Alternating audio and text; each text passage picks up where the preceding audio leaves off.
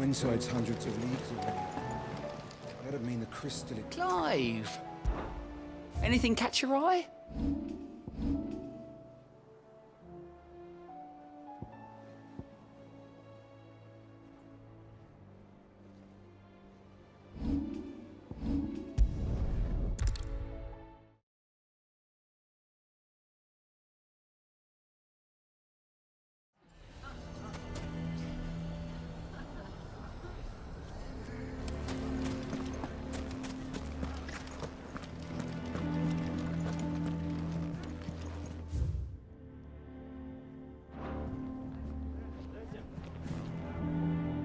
Here to help me pack?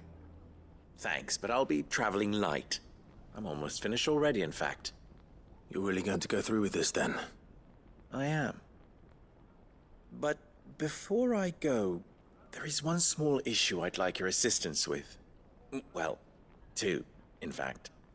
If it's within my power to help you, I will. It's the children. I refuse to let them share in my disgrace. And if I leave them here, they surely will. Our friendship would see them ostracized forever. But I can't take them with me either. I can think of only one place where they are certain to be safe, and provided for, and loved. The Hideaway.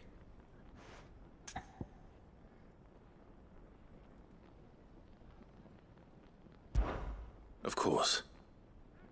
The children would be more than welcome. Thank you, Clive. I will not forget this. Lubor, are you still here? What is it, Ferda? You look pale. There's been a flood in the Velcroy, a damn big one. The League of Outlaws encampment was completely submerged in ether. What? Every last one of the bastards has turned, and they're headed this way. Bandits are one thing, but Akashic bandits are quite another. The town guard won't stand a chance against them.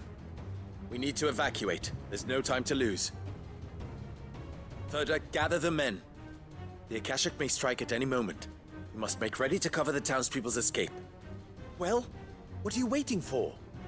Yes, my lord. Clive, change of plan. The children stay with me for now. I need you to find Conrad and Natalie. Tell them to prepare for a full and immediate evacuation. Understood. I'll do what I can to convince everyone else. Wish me luck.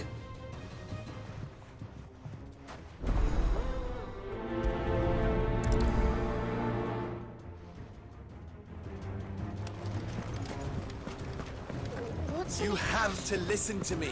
They're coming. Why do they always have to make such a fuss?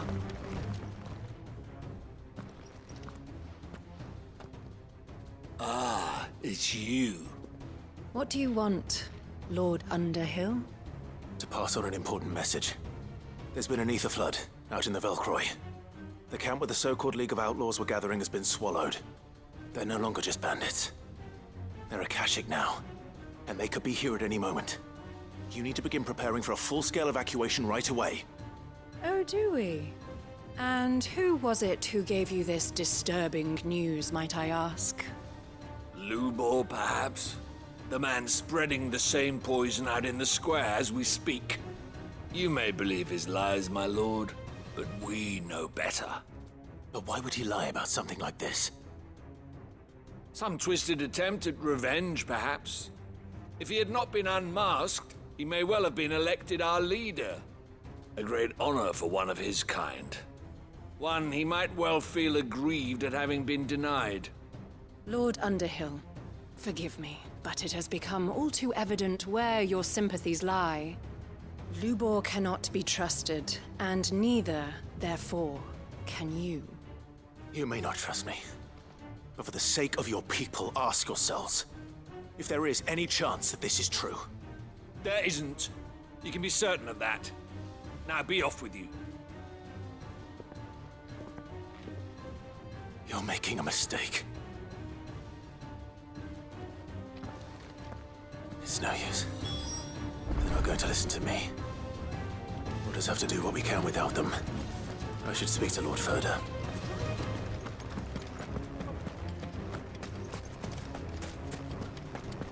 I think we'd better shut up. What's Lubor raving about now?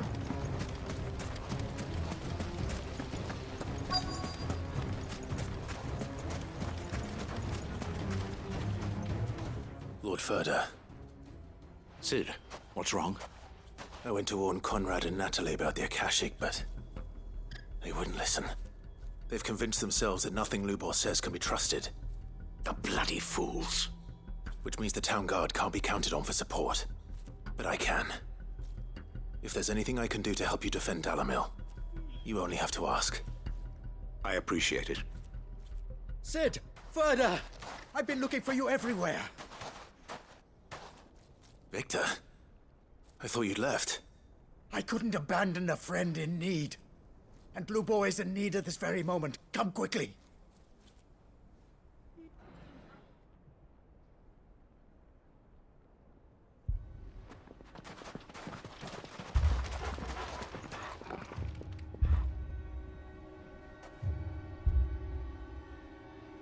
You have to believe me! The Akashic are coming! They don't eat, they don't sleep, they don't tire, and they don't care who they kill. They're unlike anything that's come before. There won't be no parley, no mercy granted! We may have saved the town once, but this is different. I do not ask that you forgive me, but please believe me.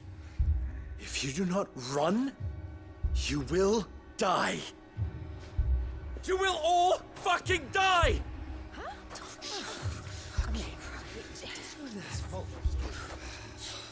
You'd like that, wouldn't you, bearer? Yeah, with us out of the way, your kind will be free to claim Dalamil for yourselves. You should run! Run, bearer! Yeah, run! Run! Far, far away! Just go! Yeah. Yeah. Yes! Go! Come on, then.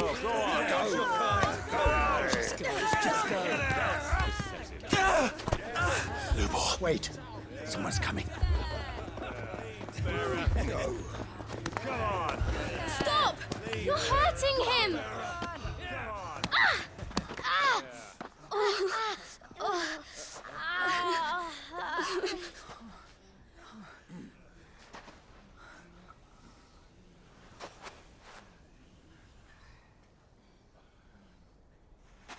What did Lubor ever do to you? He solves all your stupid problems, and he keeps all of you safe. You know there's nothing he wouldn't do for this town. Who was it who made that cleaver you use every day, Conrad? And what about your counting table, Natalie? Who fixed that? Whose men make sure the streets are clean so all your boots don't get dirty?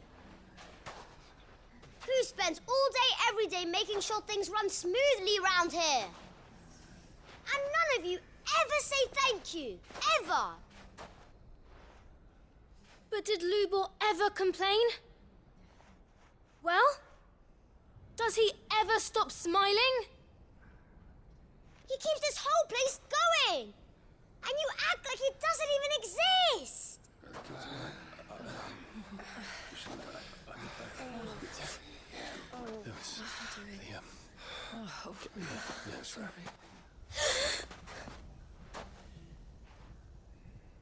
Lubor, we've heard enough. Wait! We will not run. The town guard will not abandon the very place it is sworn to protect. And I will not give up for lost the stores that we labored so hard to fill.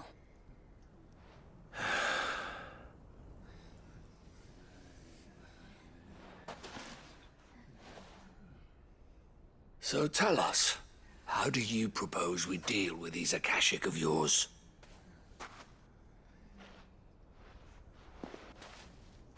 We won't run, but we will fight. All right, then.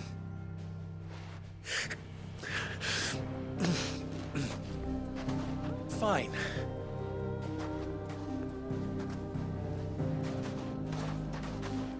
Gather around if you don't want to die.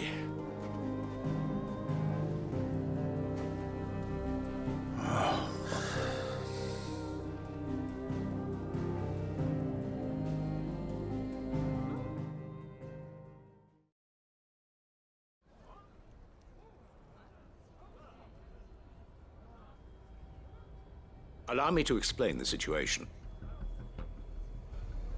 The ether flood occurred near the village of Cheratina, deep in the Velcroy. The place had been abandoned for years, until the League of Outlaws decided to make it their base of operations. Now they're all turned, and if the scouts' reports are correct, heading in this direction. They are mindless monsters, driven only by hate and rage, and they are utterly unpredictable. With the bandits, we at least knew how and where they were likely to attack. When these creatures come, Dalamil will have the bitterest fight it has ever faced on its hands. The town guard will muster at the north gate. The rest of us will take the south. Both forces will provide men to serve as scouts and messengers, ready to spread word of the size and nature of the Akashic Force as soon as it is spotted. And as soon as it has been, we will converge on its position and see that it is driven back from Dalamil at all costs. Conrad, can I count on the support of the town guard? Always. I leave the selection and coordination of the messengers in your hands, Victor. And the command of our men in yours, Ferda. If you would both be so kind. Consider it done. As you wish. Natalie, I would ask that you and your people have the townsfolk barricade themselves inside the bathhouse. And tell the merchant not to waste time securing anything beside the essentials. Preserving life is our one and only concern. As long as we survive, it doesn't matter what trinkets we might lose. Our riches can be regained. And if anyone doubts that, let it be known that the Briar's Kiss stands ready to cover any losses. Very well. I shall tell them. Where do I fit into this plan? Where else but the most perilous place of all? I would like you to travel to the home of our erstwhile League of Outlaws, Cheratina itself. The main host is most likely still there, and Dalamil will not be safe until it is eradicated, root and branch. A little gardening. How pleasant. I doubt it. I have a feeling these weeds will be particularly stubborn. Luckily, so am I. So you are. All right then, we all know what we have to do. Now it's simply a matter of doing it. For Dalamil.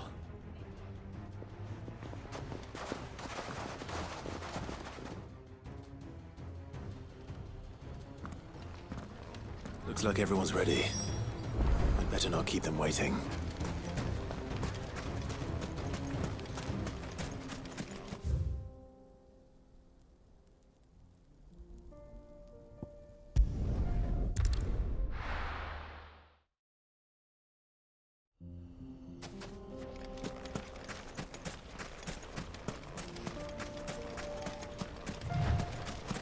There's the flood. But what's waiting for us inside?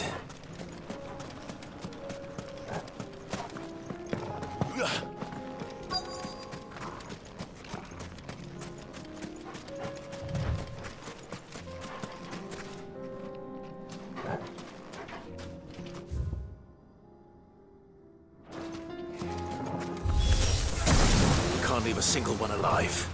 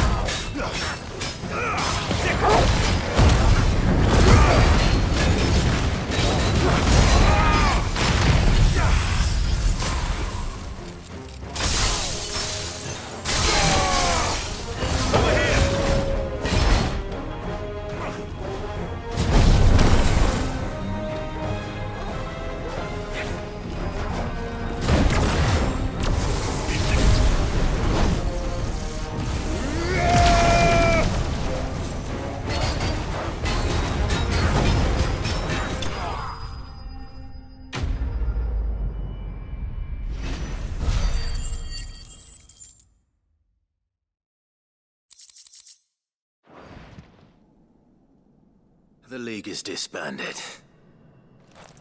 I should get back to Dalimil and see how the others fared.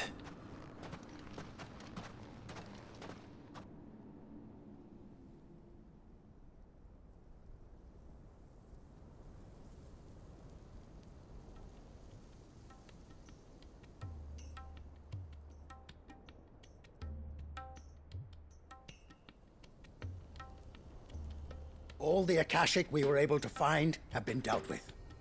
Seems that might be the last of them. Last of them here, perhaps. Lubor, Sir Clive has returned. Clive! What news from Charatina? It's done. Root and branch. I knew you wouldn't let me down. Thank you, my lord.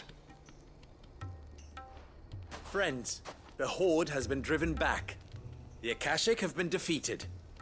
And we need not fear the arrival of any more, thanks to Clive. Victory is ours. We bloody did it! We saved Dalimil. Lubor, allow me to apologize. After all you have done for this town, we should never have doubted you. But we did. And for that we are truly sorry. We only hope that you can forgive us. We need you, Lubor. Dalimil needs you. So, if you would still like to be considered for the position of mayor, you have our backing. You do remember that I'm a bearer, don't you? We do. But that is not a stain on your character. It is a stain on ours. We thought only of what we perceived bearers to be, not what you truly are. The man who saved Dalimil twice over. I see. But I will only accept your proposal on 2 conditions. Name them. Firstly, that you will both do everything in your power to rally your people to my cause. If the Town Guard and the Merchants League do not accept my leadership, it will be doomed from the start. Unity is the key to defending Dalimil, and I do not doubt that we shall need to call on our combined strength again. When that time comes, I will expect us all to pull together, just as we did today. Of course. You have our word. And secondly, you will accept that if I am to lead you, the mistreatment of bearers must end here in Dalimil. Any bearer within our walls shall be afforded the same rights as any other citizen. They will not be judged by what they are, but who they are. As we failed to do, and came so close to losing everything. We agree to your conditions. And we have only one in return. That you continue to work for the good of Dalimil, as you always have. Condition accepted. Well then, it seems my mayorship is all but confirmed. Do I get some sort of special hat?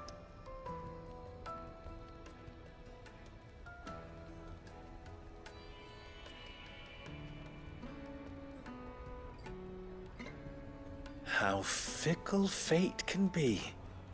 Not so long ago, I had resigned myself to leaving Dalimil in disgrace.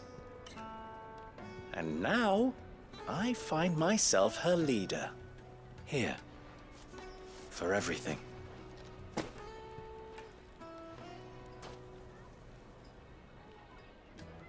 Lubor. About the children. Fear not. You are, of course, relieved of your responsibility. I would sooner face another horde of Akashic than see them brought up as outlaws. I'll make sure they're safe here. I don't doubt that you will. And not just the children, but everyone in Dalimil. I'll do my best. Can't have all your hard work going to waste.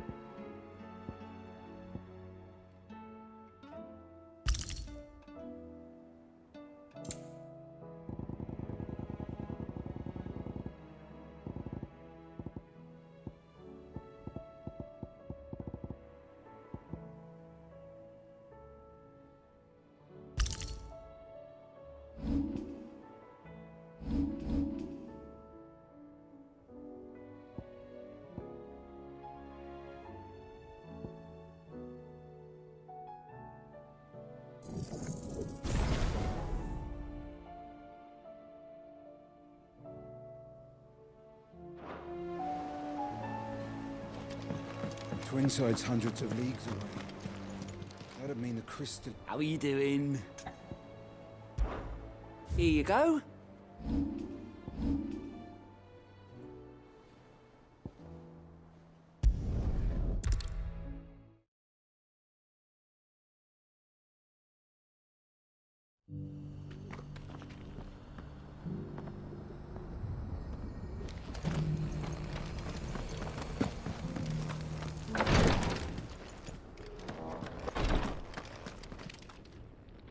Lord Marquis, if you have a moment. What is it, Cyril? One of our brethren lately journeyed across the strait in order to pursue a new avenue of inquiry in our ongoing investigation. He sent an owl some while ago, but we have heard naught from him since. Was he surveying another fallen ruin? No. The object of his study was a savior cult that has arisen in Ash in recent years.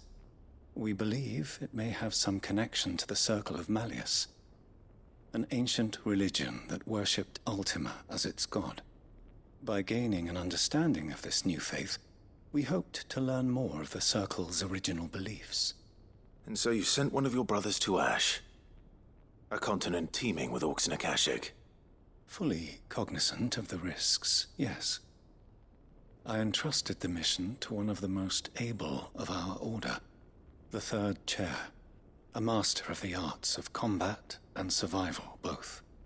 Though he has been silent for some days now, I have thus far refrained from sending any others in search of him, lest they be lost in turn. Yet, it seemed only right to inform you of the situation, given your unique experience of the perils of Ash.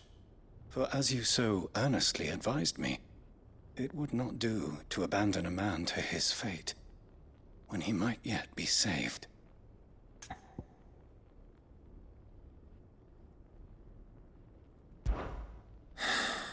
It would not. But Ash is a big place. Can you be any more specific? Perhaps. The last owl I received from him mentioned a village where he had heard the cult were wont to assemble. Mickleburg was its name. It lies in the southern reaches of Waloed. If aught ill befell him, I expect it did so there. Right. I'll see what I can do. You are much too kind, my lord. Go then, with my hopes, and may the Firebird's flame ever burn in your heart.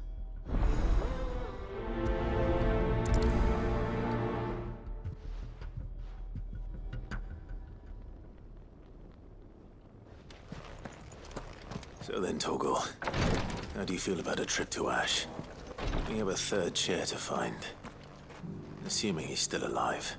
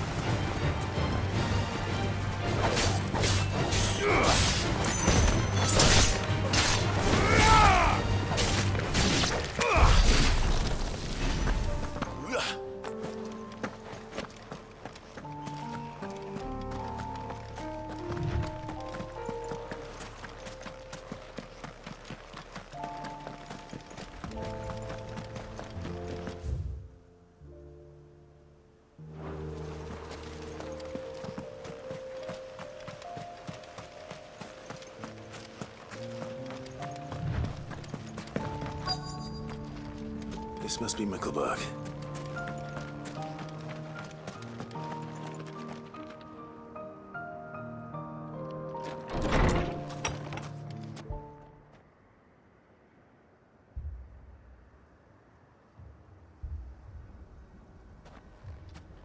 These people aren't turned.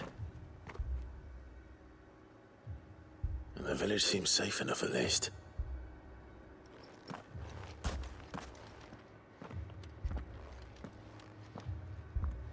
What is going on here?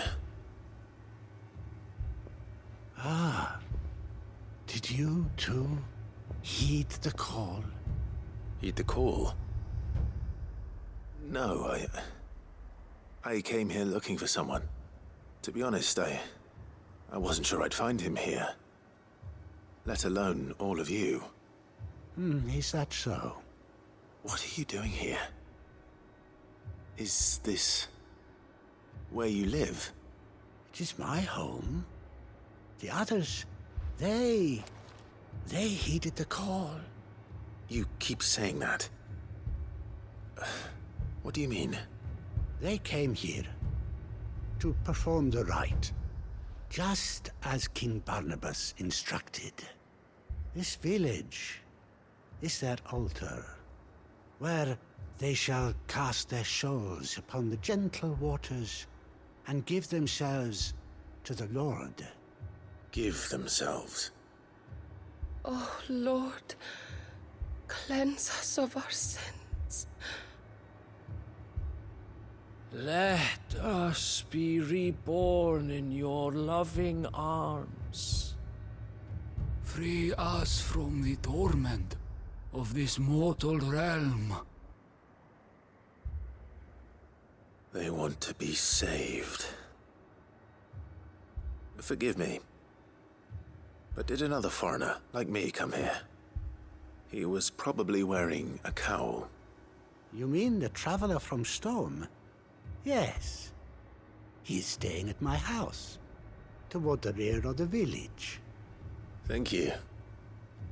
If you don't mind, I'll go and greet him. They seek the same salvation Barnabas did. Bring us salvation. At least the third chair is still alive. Let's go and find him.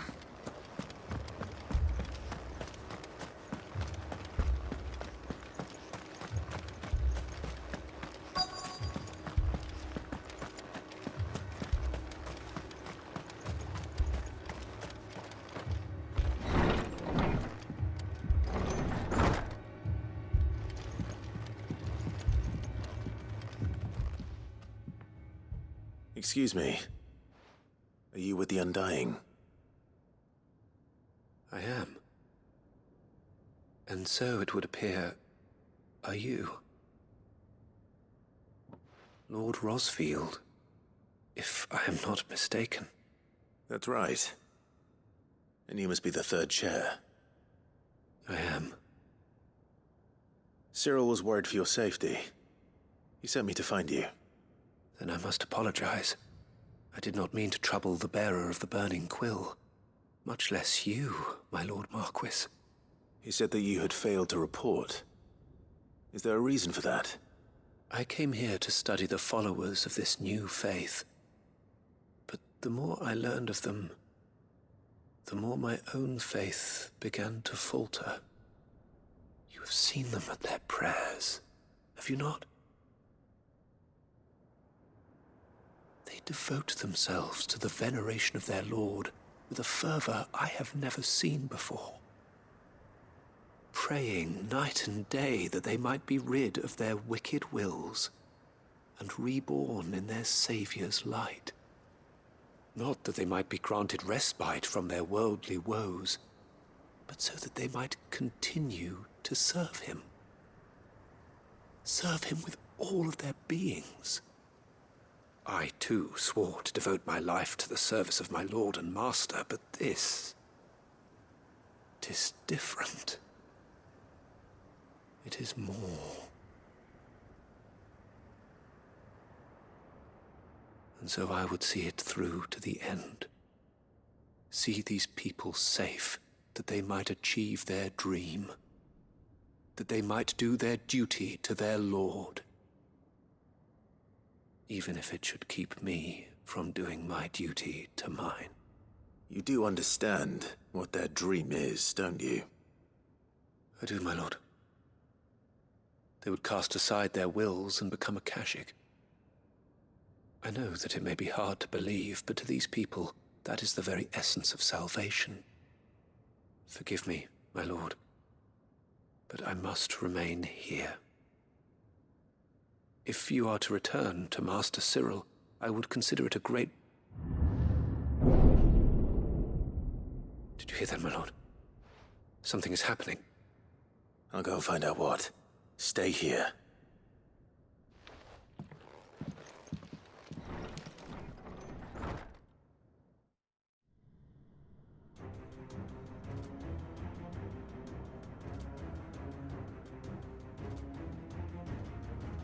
An ether flood. Oh no. There must be something I can do.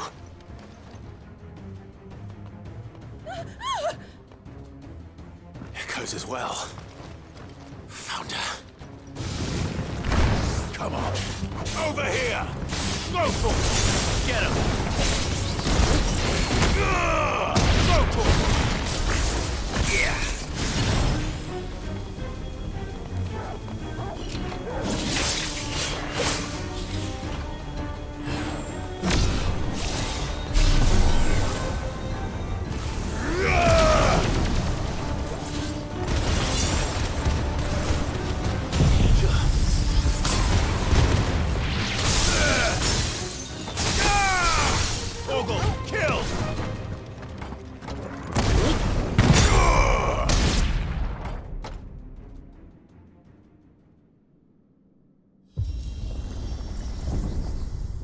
What now?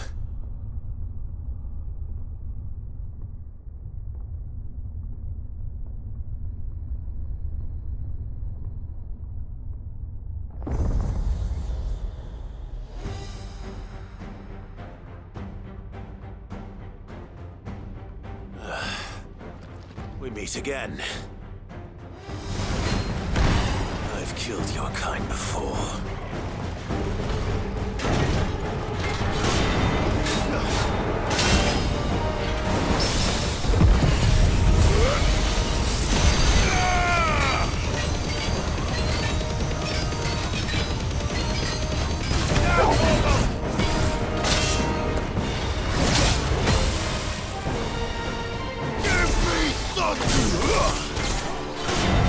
Over here!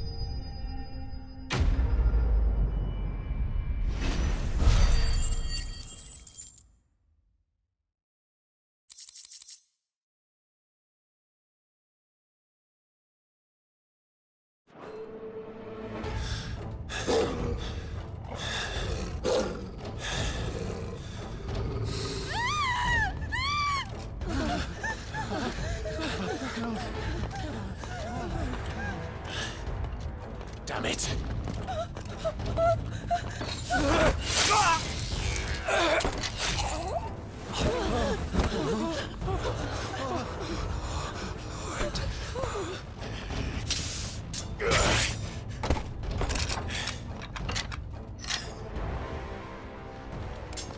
Don't you die.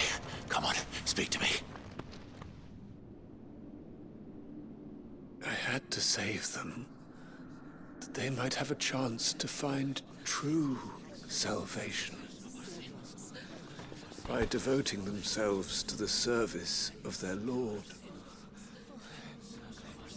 Just as I did when the Undying plucked me from the gutter and gave me a cause to believe in, a duty to serve was everything to me, and I would not deny them that fulfillment, even if they must become a Kashik in order to achieve it.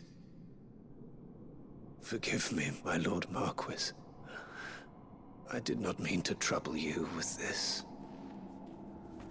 My findings. Could you deliver them to Master Cyril for me? Of course. Your duty will be done.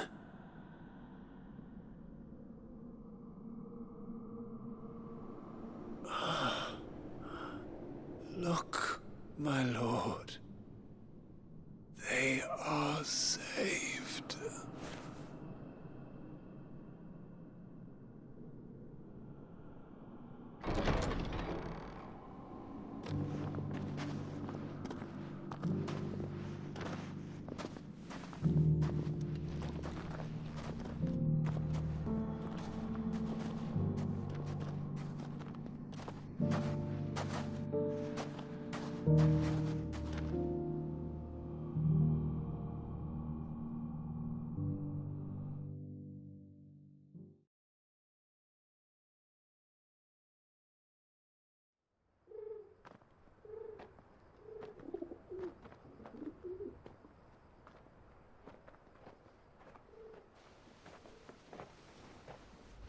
They are saved. Founder. I should get this report to Cyril.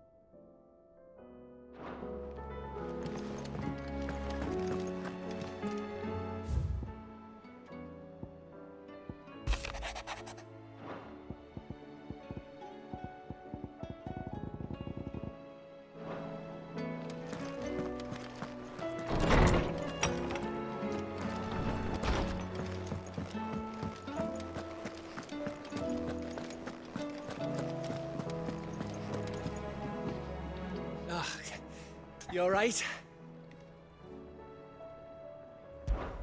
Something troubling you? No more than usual. It's just... Etta's baby will be coming soon, and I wanted to make something for it. I'm sure she'd like that.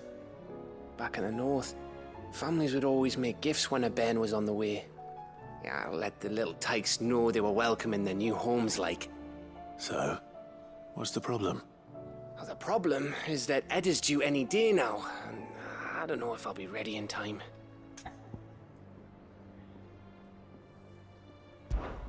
Is there anything I can do to help?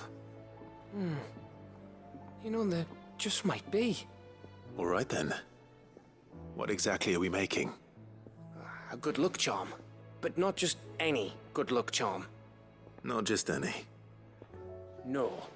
One made from the feather of a silver chocobo. There's nowt lucky in all the realm, or so we used to say back home anyway. Thing is, they're hard to come by. Had Otto and Karen check with their suppliers, but nothing.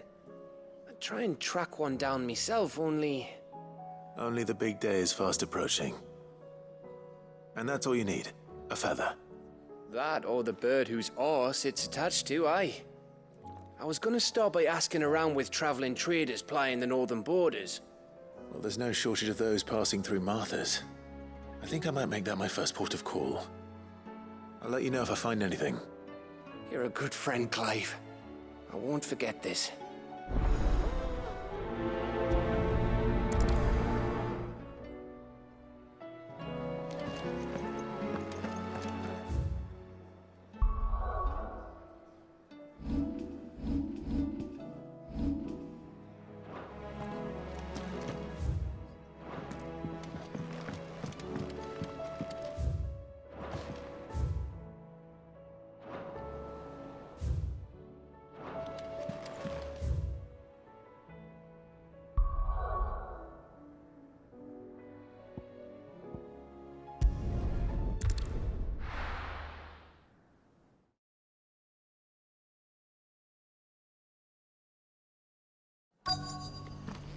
Let's hope one of the merchants here has what Gav needs.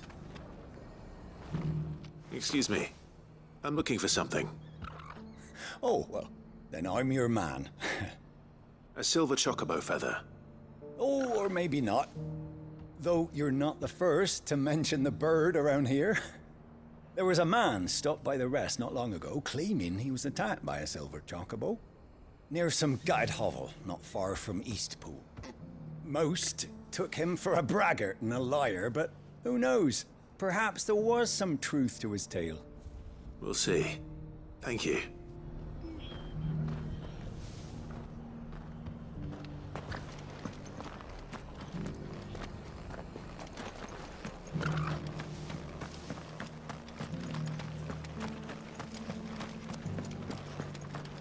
Just because the heavens are...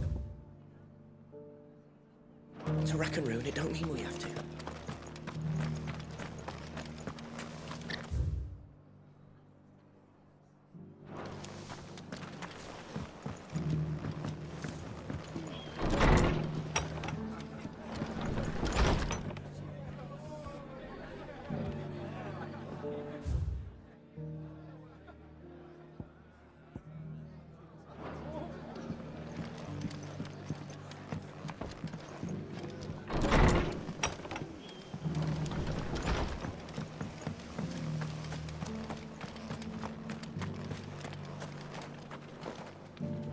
What are you after?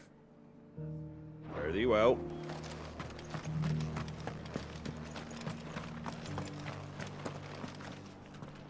How do, traveller? You've the look of a man who could do with a new whetstone. Or perhaps a bawdy etching of the Vicerine. Maybe another time. I'm looking for a silver chocobo feather. If that's the case, rumours are all you're likely to find. No one has seen a silver chocobo for years. Word is they were all hunted for their feathers. Some northern nonsense about bringing good luck. Didn't bring them much, nor their bows. If any are still out there, I reckon they'll be doing their damnedest not to be discovered. You're probably right. Thank you anyway.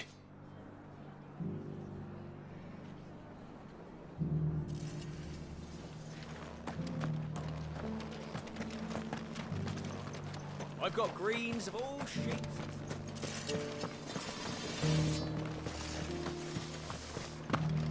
It doesn't still hurt, does it? Oh.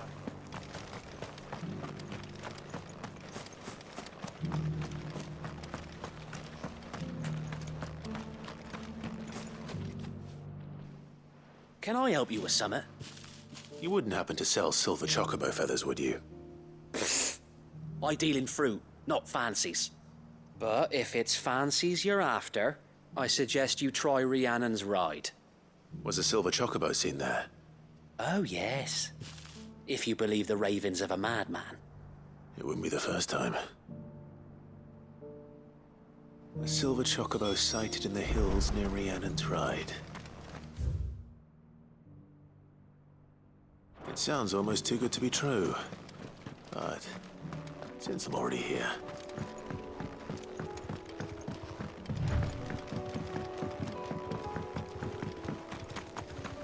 Can hardly make out.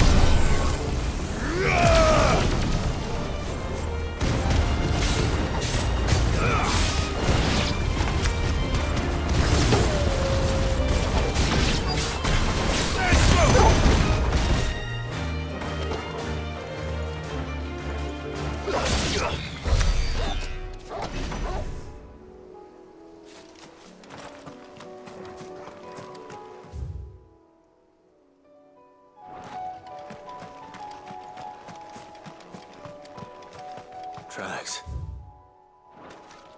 They're not left by bandits for a change.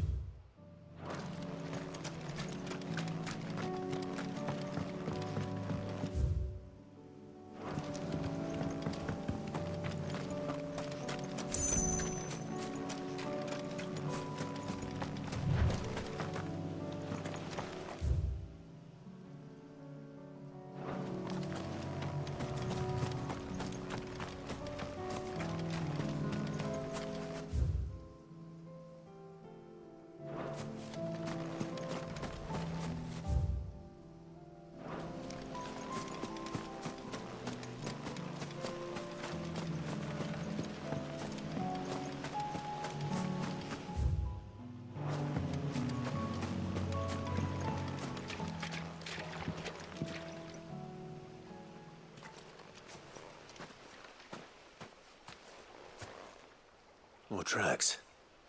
And these look fresh. The chocobo was here. And recently. Perhaps it still is.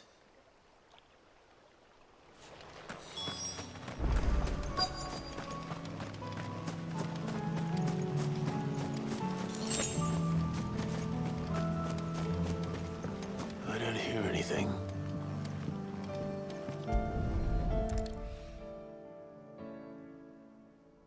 Well, I'll be damned.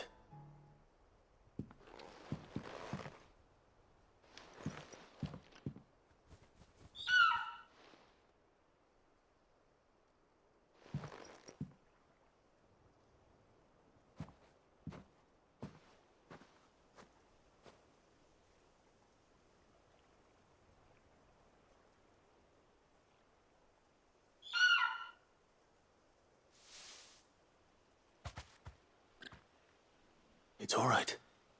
I'm not going to hurt you. Just borrowing a feather for my friend.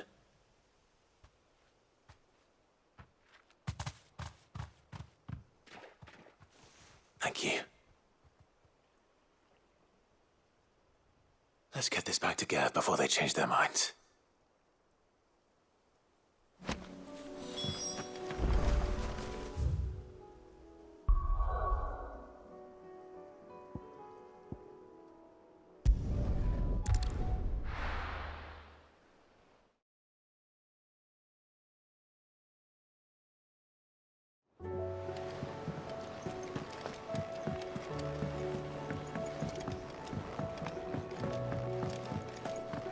It was no trouble at all.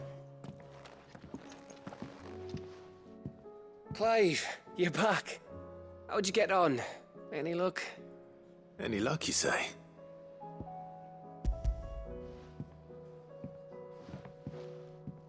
Crystals crack. Is this what I think it is?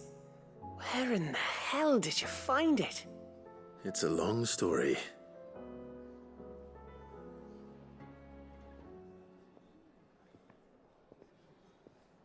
Right there on the road to Eastpool. Who'd have thought it? Everything up there's been abandoned for years. The empty cabin made for the perfect shelter. Though I fear my presence may have forced the poor creatures to look elsewhere. Don't blame yourself, Clive. The Blight's right on Eastpool's doorstep. They'd have had to move on before long, even if you hadn't have turned up. They'll find a new home. Trust me. After all, that's what us endangered animals do. Anyway, what matters is, you managed to nick us one of their quills before they could run off. And now all that's left is to fix it to the carving. I didn't know you could carve. Reckon there's a lot you don't know about me. Like the fact I'm as good with a whittling knife as I am with a sword. And that bone Ember gave me's a dream to work with. What did you say it was from again? An Avis? But it weren't your Avis, Sid. I slew one of my own at last. So all those long nights in the pit finally bore fruit. I'm proud of you, Ember. Don't speak too soon. I ain't done my trial yet. There we go.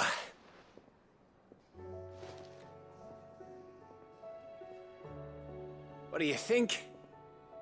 I think if you ever hang up your scouting cap, you'll be able to make an honest living. Now will I? I should go and see if Ed is awake. Give it my best. You can give it to yourself. Come on.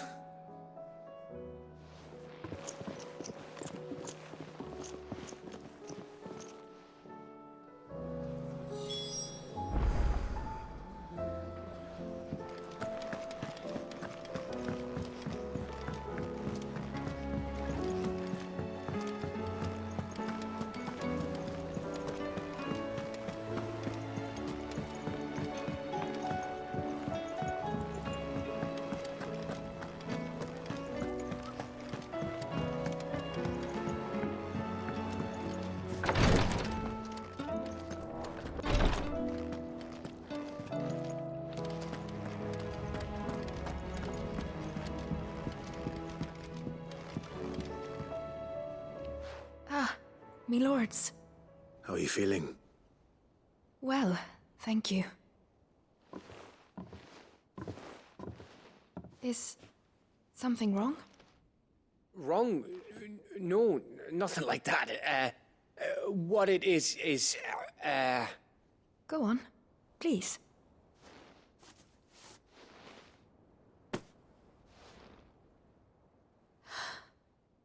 It's beautiful. Did you make it?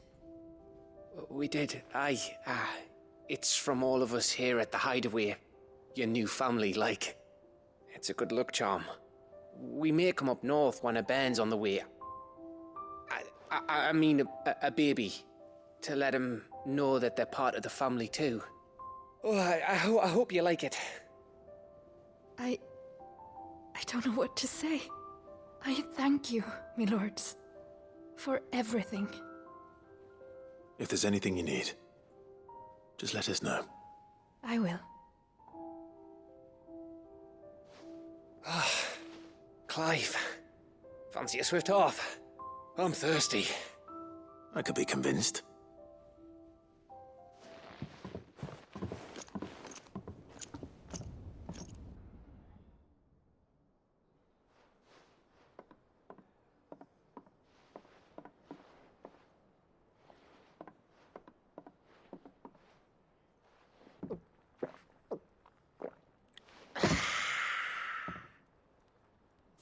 Don't you think you've had enough? Oh, we're celebrating. I'm gonna be a father. I think Edda might have something to say about that. You know what I mean. Bit of light in these dark times.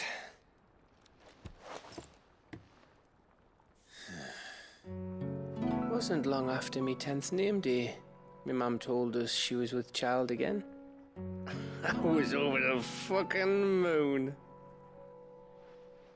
I was looking forward to having a little one to lord it over, what with me being the runt of the litter.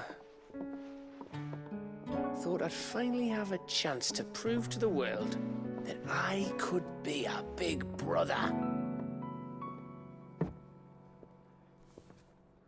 Imperials came the day she went into labour. Had myself a baby sister. And then I didn't. Me whole family gone in a blink, while I hid in the cellar like the spineless little arsehole I was. Great brother I turned out to be.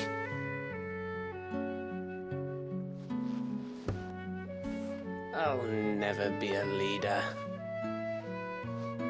And I'll never be a hero. I'm just a daft little dog who comes running when his master calls. I'll never be like you, or Sid, or Jill, or even Torgal. Have you finished? Maybe.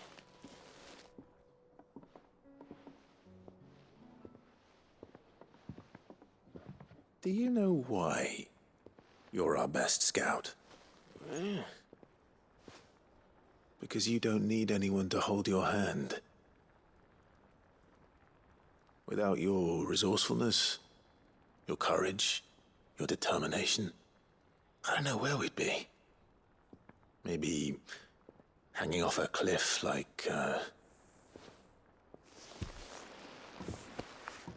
That was only the once. Exactly. You learned from it. And here you are after Founder knows how many missions, stronger for everyone. And let's not forget Rosalith.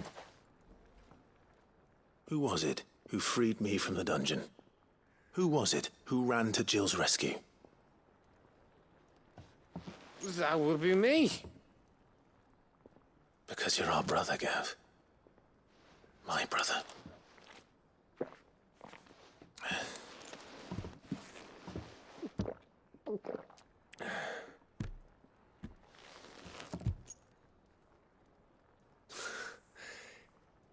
Your brother.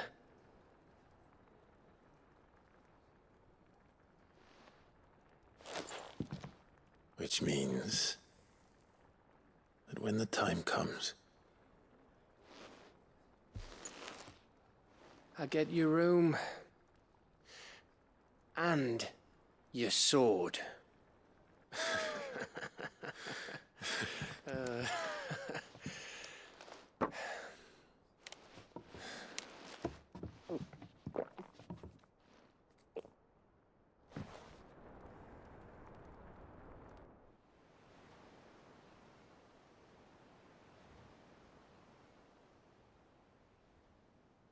I may have had one too many. You may have had 10 too many. I said I was thirsty. Better get back to work anyway, after I walk this off. Clive? What is it? Thanks for, you know. I know.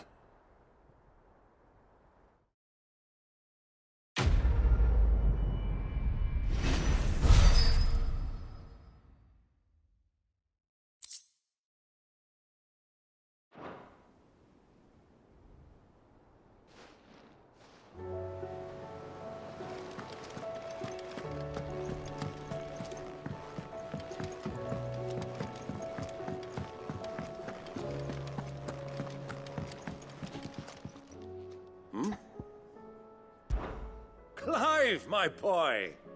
Rutherford informs me that we owe you our thanks. Hadn't intended for you to get involved, but such are the times we live in, huh? I would have done the same for anyone else. You're far too modest, Clive. You'd make a terrible nobleman. But tell me, is the realm truly in as dire a state as Rutherford suggests? From what little I saw, you were right to be worried. I suppose I should have expected the worst.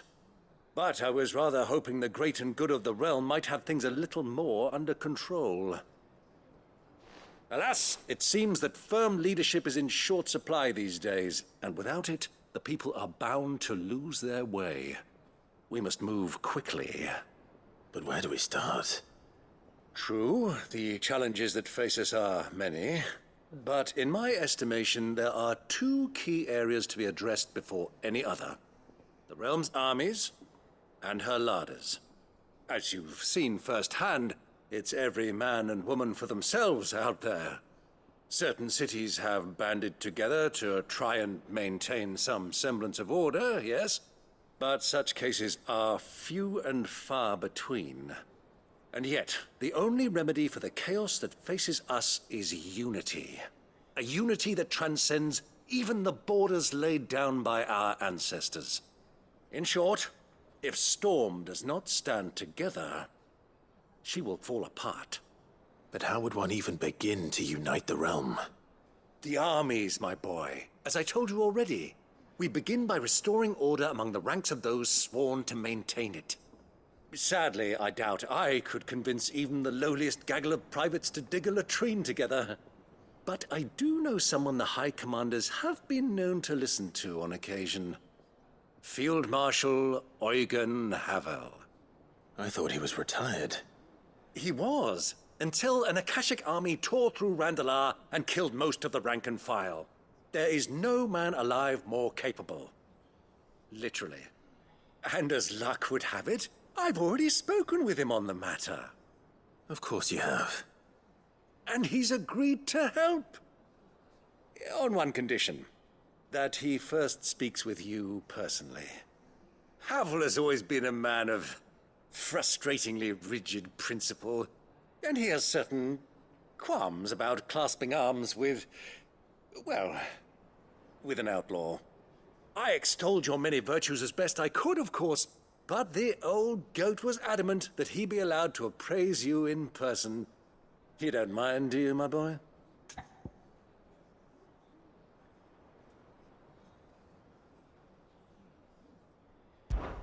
Of course not. As long as chaos reigns, we will never build a better world. I'll do whatever it takes. And if the Field Marshal wishes to speak with me in person, then so be it. That's the spirit. I'll leave for Randalar at once. Would you send a Stolas? Of course. Rutherford is already in the Dalmekian capital. I'll have him tell Havel to expect you forthwith. Excellent. Thank you, Uncle. No, thank you, Clive.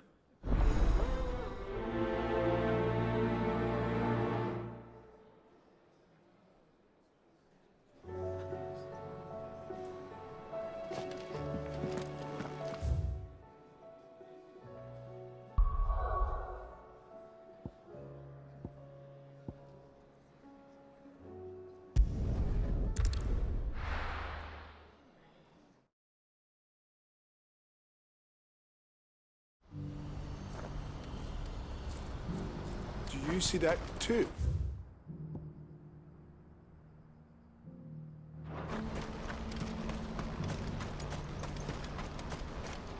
No use calling Ambrosia now. Papa? What is it? Oh, please. Just make it stop. I'm scared.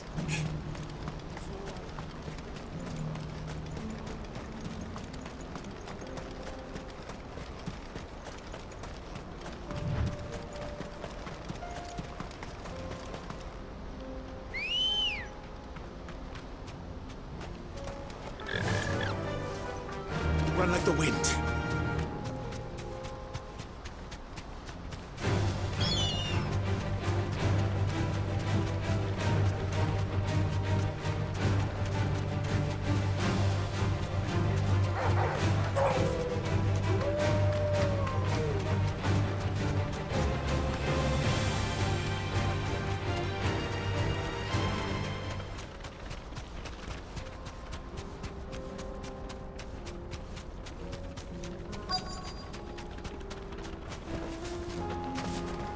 Can't be Rutherford, can it?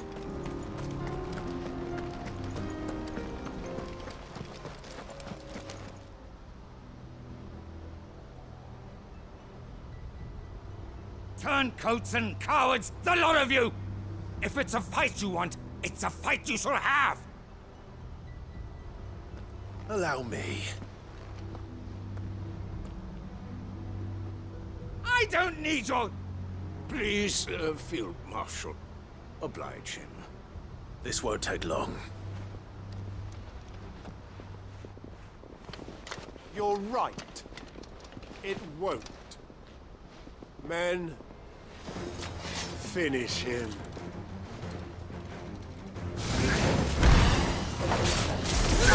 Over here!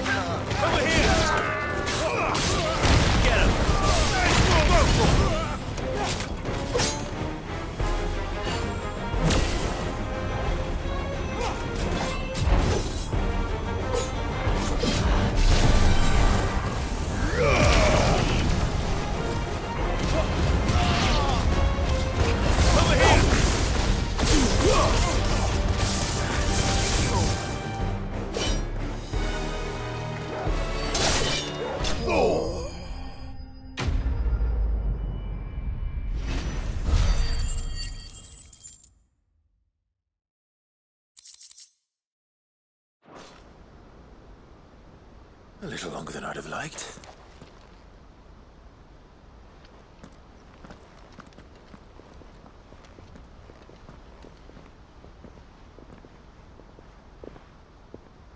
Field Marshal Havel, I presume.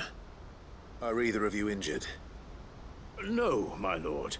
You arrived just as our escort turned on us. Fucking traitors.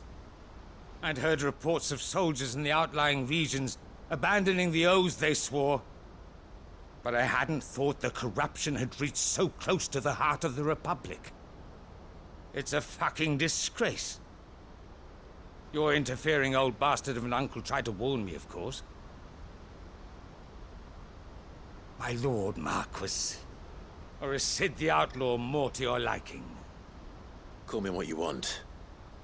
It doesn't change who I am, or the urgency of the message I bring. My uncle has a plan to right the realm, and he needs your help to see it through. Before I agree to anything,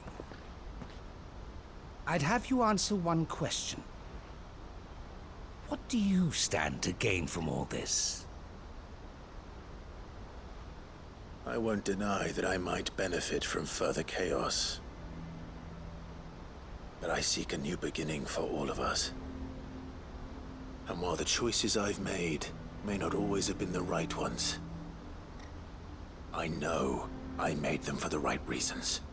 For so long, so many of us have been told how we could live, how we could die, when it should have been our decision all along. Now we have a chance to put things right. But in order to take it, we must stand together, even if it be beside those with whom we don't see eye to eye.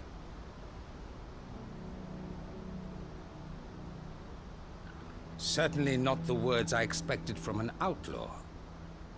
But perhaps your uncle was right. You are no ordinary outlaw. I'll never hear the end of this. All right. I'll start by ordering my most trusted guard to bring the Dhalmekian fringes under control.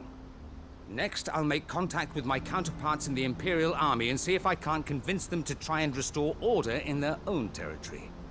Thank you, Field Marshal. But they are not the only ones we will need to convince. What do you mean? I don't doubt that I can bully some sense into a few generals. But those they answer to require a different kind of persuasion. And when it comes to honeyed words, well, we will need an envoy. One who can court even the most stubborn of statesmen. You, perhaps. I'm flattered. But I'm no diplomat either. And I have other problems to attend to. What we need is a skilled arbitrator. And I may know just the person. Is that so? And would he happen to be an outlaw too? Of a different kind, perhaps. Well, beggars can't be choosers. I suppose we'll all have to find a little of the outlaw in ourselves if we're to make it through this. Very well. Send your man to me right away. I shall.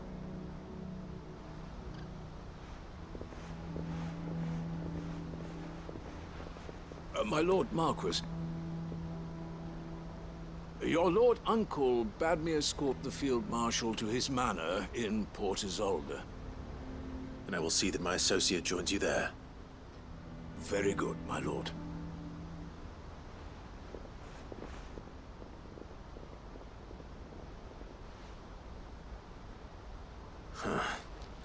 An envoy. I'm not sure I'm the man to talk anyone round. I can barely convince my brother to take his medicine. No. This is a job for someone with experience. Someone like Quentin. I hope I can convince him at least.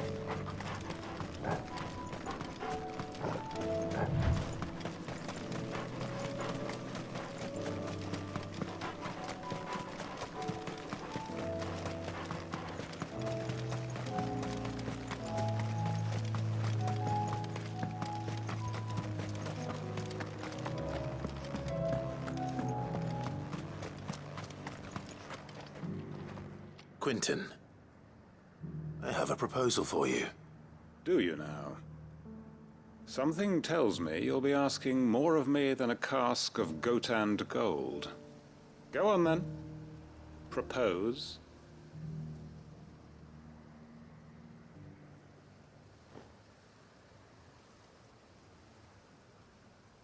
You'd have me convince the chiefs and chamberlains of the realm that they should simply swallow their pride and do the one thing that has proved impossible for thousands of years.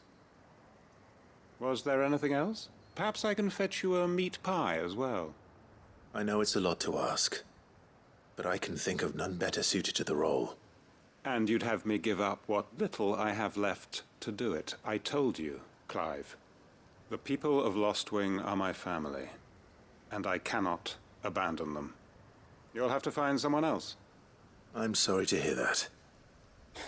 So am I. And why might that be? What he's asking. How's it any different to what you've done so far? They want you to speak for those who can't speak for themselves. That's what you do best. If it's the vineyard you're worried about, we'll see that the grapes are picked and the tons filled. You know we will. It's not that. Then what is it? You said yourself we're family. Don't you trust us? You know that's not what I'm... Then what are you saying? That only we are worth saving? Why turn your back on everyone else? You convinced us we could build new lives for ourselves, and if you can do that, who's to say you couldn't convince the entire realm? A stirring argument. I fear that any rejoinder I make might fall somewhat flat by comparison. So you'll join us? Where do you need me? Field Marshal Havel will want to speak with you in person. He's currently in Port Isolde. I can arrange for a party of Cursebreakers to accompany you there. That would be very much appreciated. I hear the roads are far from safe these days. Hopefully not for long.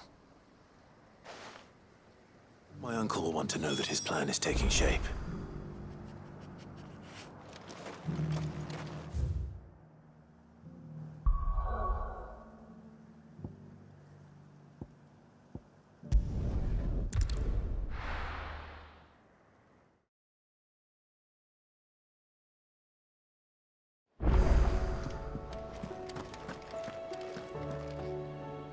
Uncle, I bring good news. The Field Marshal has agreed to your plan. Ha! Of course he has. I didn't doubt you for a moment, dear boy. Rutherford is accompanying him back to your manor in Port Isolde as we speak. They will await your return there. As will one other. One other? Who, exactly? Lord Havel was concerned that even if he could get the realm's armies to agree to an accord, he might not be as successful in convincing those with political power. He asked if I might have a solution, and I suggested a certain Imperial Lord Magistrate turned Liberator. One of your co-conspirators? Master Quinton would probably call me one of his, but yes. Another outlaw, then. Just the thing we need to put these rotten politicos in their places. Good thinking, Clive. I'm glad you approve. The more the merrier, eh? Uncle, assuming Havel and Quinton can solve our problem with the armies, you still haven't mentioned how we might manage the grain shortages. Oh, don't you worry, my boy. The 7 high houses will be seeing to that. They have all agreed to make the most generous of donations. Oh, of course, it did take a little persuasion, but luckily I had some unexpected help. From who? Why, you, my boy. Rumor has it that you rescued the Lady Ariane's head steward Rockford from a horde of bloodthirsty bandits. It was more of a handful. Well, the old battle axe was so pleased. She had a shipload of talents delivered to my private docks by the next new moon.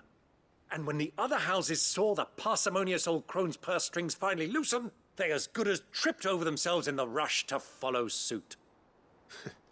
I'm happy to hear it. Now, I must be getting back to the manor. Join us there at your earliest convenience, would you?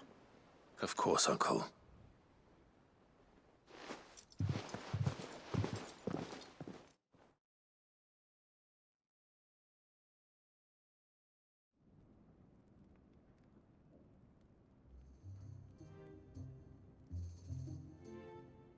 And how, pray tell, will we get that grain to the capital if the roads are still overrun with Akashic? You'll find another bloody road. I only have so many men, and I'm not about to send them headlong into an ether flood. That is, unless you'd have them turn as well. Well, I'd certainly eat less. Says the man with a belly bigger than a band of curls. My soldiers actually need their rations. Without any food to keep them going, they'll be dead even before you've sent them on your fool's errand. If I may, gentlemen, perhaps I might suggest an alternative approach. Though supply routes are indeed disrupted, there is no shortage of ships. Indeed, they bob away in every bay from here to Randalar, awaiting a safe haven. Allow them to make port and fill their bellies full of grain. And once those who crowd the cities are fed, ferry the displaced back to the countryside to work the fallow fields. But I'm sure that you wish to continue your discussion. Forgive the interruption. Two such firm friends as yourselves need no help from the likes of me. Rutherford spoke fondly of the great bond between you. Us? Friends? I can't stand the man! Clive, I'm beginning to question the quality of the company you keep. And what kind of company were you expecting him to keep? The man's a criminal! Criminal? How dare you? You are not fit to breathe the same air as this fine, upstanding young gentleman. Upstanding? He calls himself Sid the Bloody Outlaw! Once more onto the breach.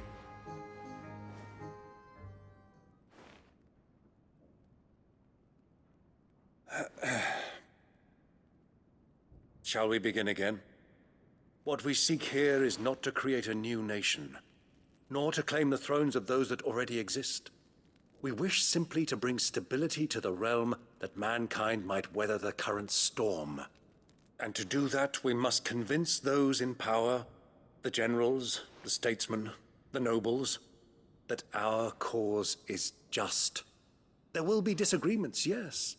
And I imagine some resistance, much resistance. But we cannot let that deter us. If we show them the path, show them that we walk it ourselves, then I am confident they will follow. The fate of the world lies in my nephew's hands, but the well-being of her people lies in ours. And we must not squander the chance that Clive has given us. Uncle Byron, Now, with that settled, let's move on to the signing of the Accord. For what great moment in history hasn't been accompanied by a little ceremony?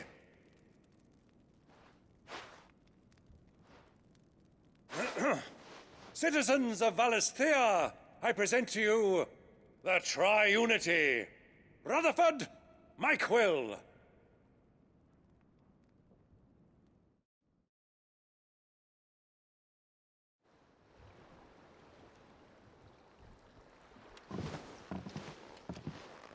Well, my boy, the stage is set. That it is. This is the role you were born for. Now I ask only that you trust in the talents of your supporting cast. We shall play our parts to the best of our abilities, that you might have the opportunity to shine. The realm needs its Sir Crandall. And there is no better Crandall than you, Clive. I want you to keep this signed accord as proof of our faith in you. I will. Thank you, Uncle.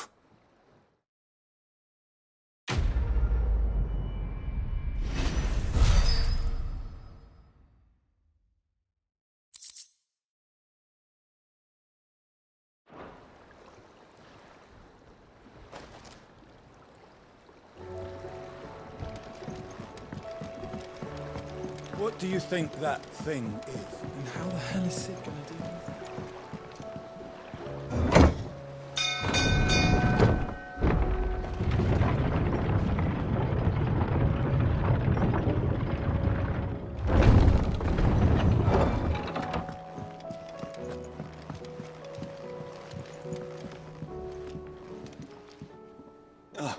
Clive.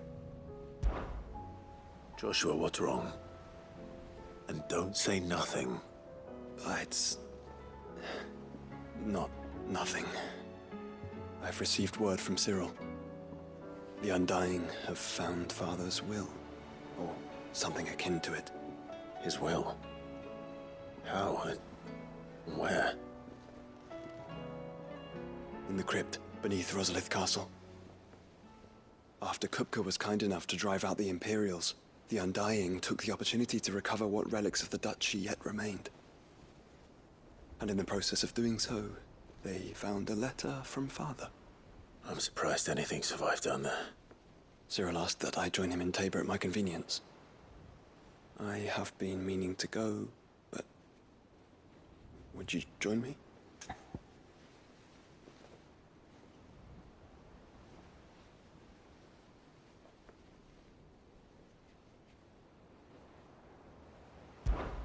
Of course. I want to know what's in that letter as much as you do. Very well. I am ready to leave when you are.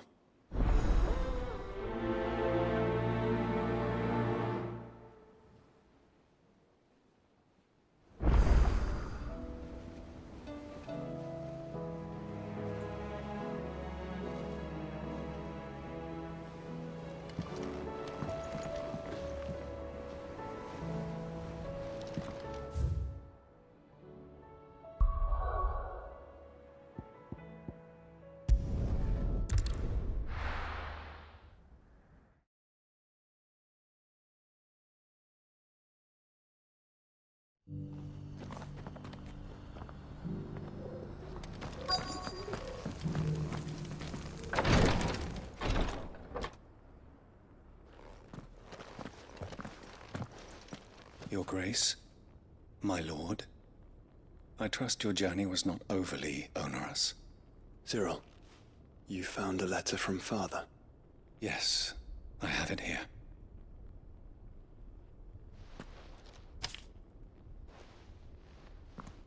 If you would do us the honor, my lord.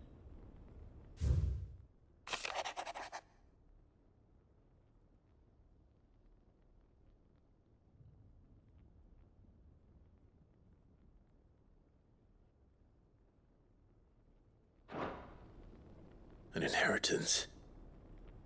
It would seem the late Archduke penned this missive shortly before his passing. The day before we left for Phoenix Gate. What are these plans he spoke of? His plans for the Duchy, Your Grace. Your father entrusted them to my predecessor, the former bearer of the Burning Quill, who entrusted them in turn to me. The complete emancipation of bearers is their stated aim. But your father's dream did not end there. His Grace also spoke of building hospices to care for those stricken by the curse, and the founding of a new university to further the development of non-magical technologies. With the Blight spreading ever more widely across the Twins, Archduke Elwyn saw this as the only means of securing Rosaria's survival. He wished to see men and bearers treated as equals. To see centuries of common wisdom overturned. Small wonder he did not think it achievable within his lifetime. But he thought it achievable nonetheless. Had he not, he would never have written this message. Nor would he have entrusted his vision to his most faithful aides. Those who would have stood with you, shielded you from the machinations of the less benevolent personages at court. It's a pity only they are still with us. 'Tis true that those most loyal to your father were the first to suffer the Duchess's wrath. But one at least remains, and she has come bearing gifts. What do you mean? Mayhap it is better that she explain, my lord. After all, the duties entrusted to me by my predecessor extended only to recovering His Grace's will and arranging a meeting with the one who might execute it, or a part of it at least. And where is this woman? She awaits you in the archive, Your Grace. Thank you, Cyril. Shall we then?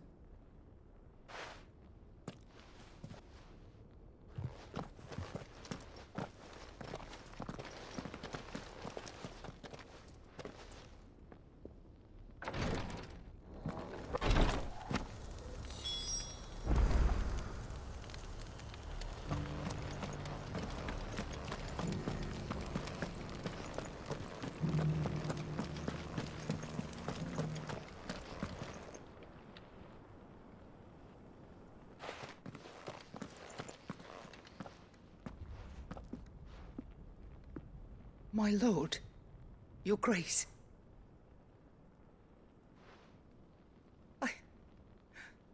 I hardly recognize you. I am Goditha, retainer of House Rosfield, loyal servant to the Phoenix and his shields. Your father, the Archduke Elwyn, entrusted me with the delivery of a gift. I only hope you can forgive my tardiness in bringing it to you. Lift up your head, Lady Goditha. You have our gratitude for your service to our house and to our father. I merely did my duty, as any proud Rosarian would. My lady, perhaps you could explain a little more? What exactly is the gift you bring? As I'm sure you know, it has long been the custom for the children of House Rosfield to be presented with certain keepsakes upon their coming of age. Indeed it has. Our father often spoke of the day when our turn would come. And had he lived to see it, he would have presented you with the treasures I bear. Matching armbands for you both. Alas, he did not live. Indeed, he was taken from us even before they could be completed. He had intended to claim the Heartstone with which each armband was to be finished himself, but it was not to be. And his gifts remain incomplete. I see. It saddens me to bring them before you, as they are. It was your father's wish that you be presented with the finished articles, not these works in progress. But with his grace long since gone, and the stone left unclaimed, I had little choice. You are grown men now, and his house is yours. And while I would not presume to insist upon your claiming the Heartstone in his stead, I know that nothing would have pleased him more than for you to do so.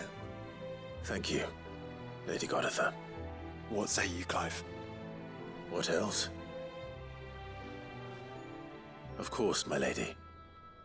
May our father's will be done. Oh, I am much obliged. Do you know where we might find this Heartstone, my lady? I do. Though it may be a matter of a good deal more than simply happening upon it. It is found in the bellies of elder griffins, you see. We do at least know where to find one. A certain specimen has made its nest in Titan's Wake, not far from here. A certain specimen? You are most perceptive, Your Grace. In answer to your unspoken question, yes. In fact, this is the very same beast your father meant to slay. I have been tracking its movements since you were but a boy. Were you to slay it in his stead, as men of House Rosfield, it would surely make your father proud. What say you, Joshua? What else?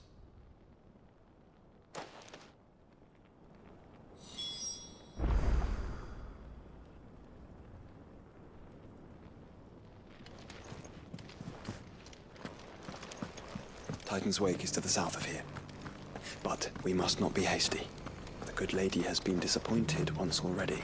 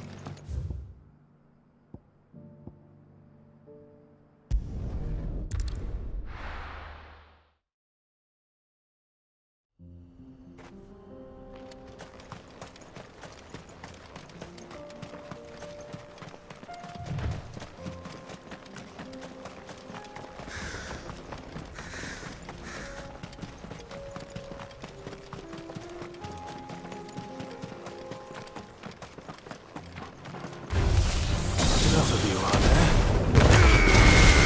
All yours, Torgal.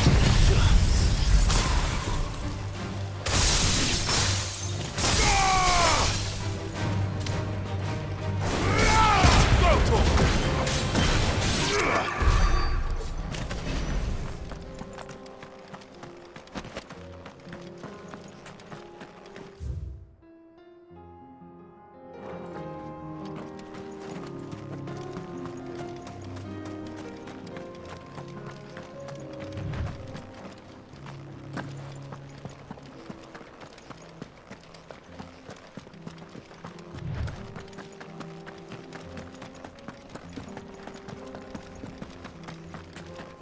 Eyes peeled, Joshua.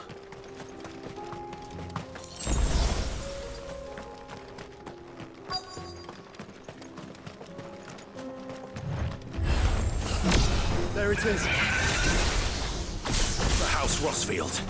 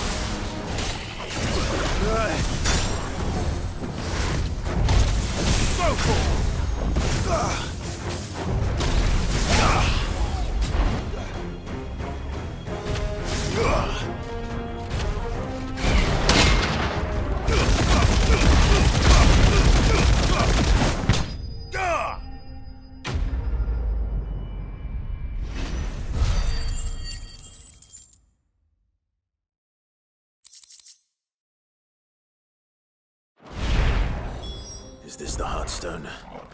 I expect Lady Goditha will know.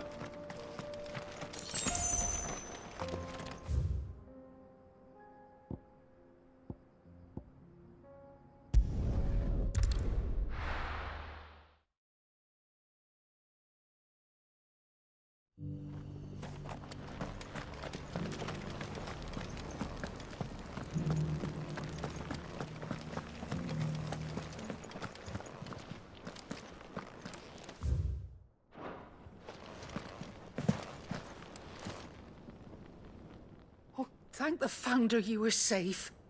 The Griffin is slain then? And the Heartstone claimed.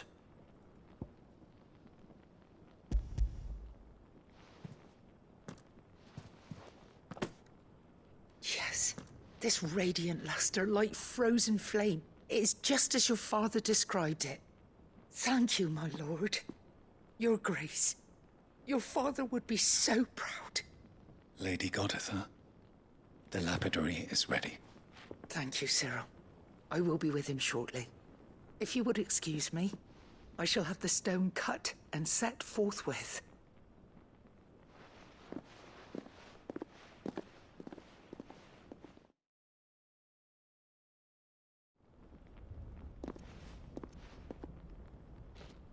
The armbands are complete.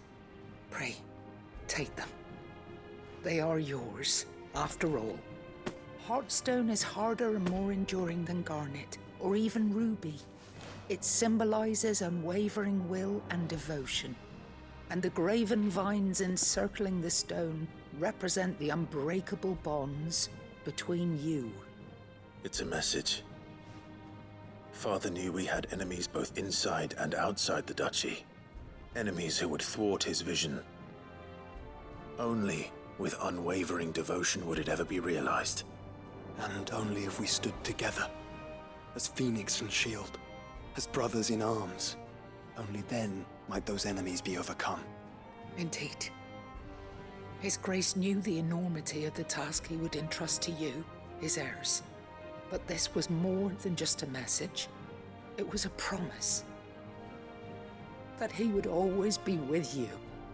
Thank you, Lady Goditha, for remaining the steadfast custodian of our father's will. Forgive me, my lady, but there is something I don't quite understand. The Undying told me that after Father died, Mother claimed all of the ducal treasures for her own. Even if the armbands were incomplete, she would surely not have overlooked them. So, how were you able to keep them from her? Because I was the keeper of the vault. Though I was but a lowly servant, your father spoke to me of his intentions for the bands, of the deep love he had for both of you, and his hopes for your future. In the days before the disaster at Phoenix Gate, I discovered that the Duchess had ordered her jewelry be sent away from the castle. It was then that I knew she meant to betray us. I tried to warn your father, but it was too late. When word of the fire reached Rosalith, I knew my time was short. So I took up the armbands and I fled into the night. And thank the Founder you did. Yet my duty to your father was incomplete. Not knowing what else to do, I followed the Griffin, thinking I might claim the Heartstone on its passing. And so my pursuit continued, until Lord Cyril appeared before me. He informed me that His Grace's will had been recovered, and that his sons were alive and well. Lady Goditha, on behalf of my father and all the people of Rosaria, I thank you for your loyal service. As do I. Thank you, my lord. Your Grace, for coming back to us, for giving my service meaning.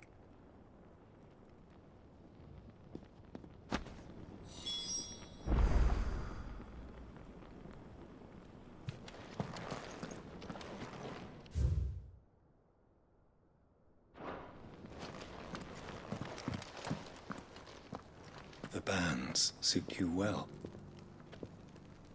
It must be gratifying to finally receive the inheritance that was denied you for so long. It is. And we thank you for the part you played, Cyril. If you would permit me to play my part a little longer, might I suggest that you make your way to your father's memorial atop Hawk's Cry Cliff? Let him see that you have received his blessing, and that his vision lives on in you. I suppose it would be churlish not to. What do you say, Clive? Shall we pay Father a visit? I think we should. I was hoping to be able to offer him my thanks before we left for Origin. Your father's helm is enshrined there. It has been since the day we recovered it from Phoenix Gate. I prithee claim it, for it too is a part of your inheritance, and I do not doubt that your father would prefer it in your hands than perched upon some lonely rock. Thank you, Cyril.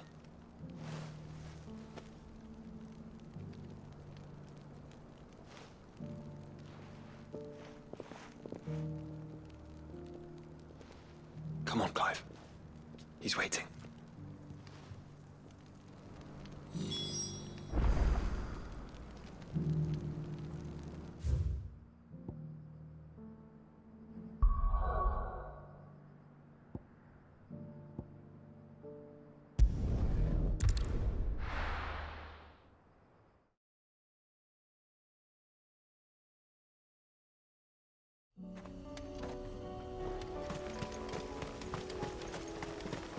unwavering will and an unbreakable bond. Do you really think we're strong enough? To save the world? Of course. To have overcome Father's political enemies? Of that I'm less certain. Especially...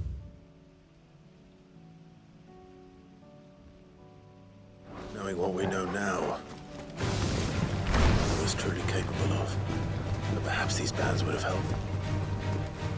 Knowing he was with us would have made all the difference.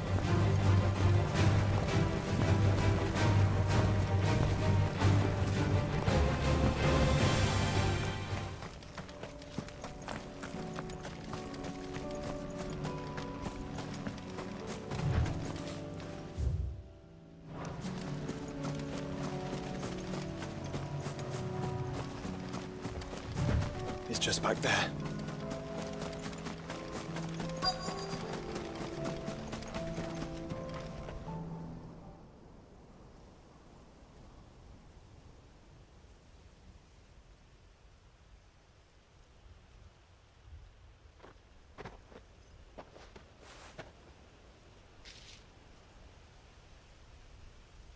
Father always fought for what he believed was right.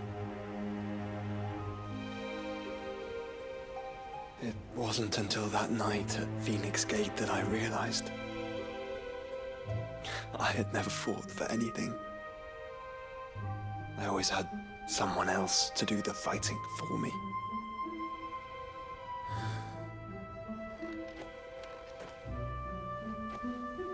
No matter how fate conspired against him, he never lost heart, never looked back, never stopped fighting. To me, he was the greatest of men. And I've been trying to live up to his ideals ever since.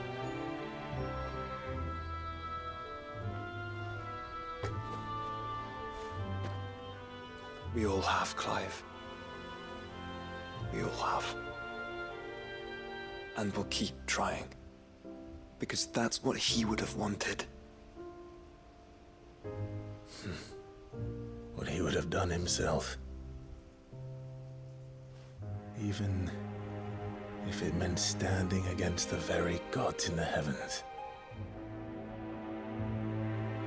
I shall be borrowing this, Father, if I may. That you might watch over us as we follow in your footsteps.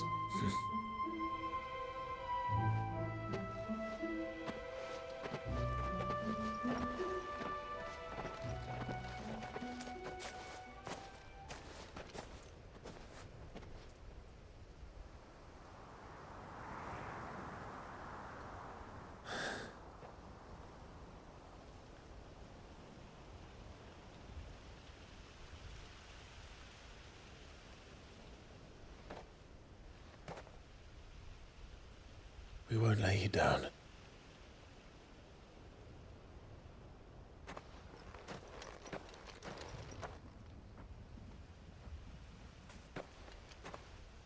Onward then. Onward. To the end. And to a new beginning.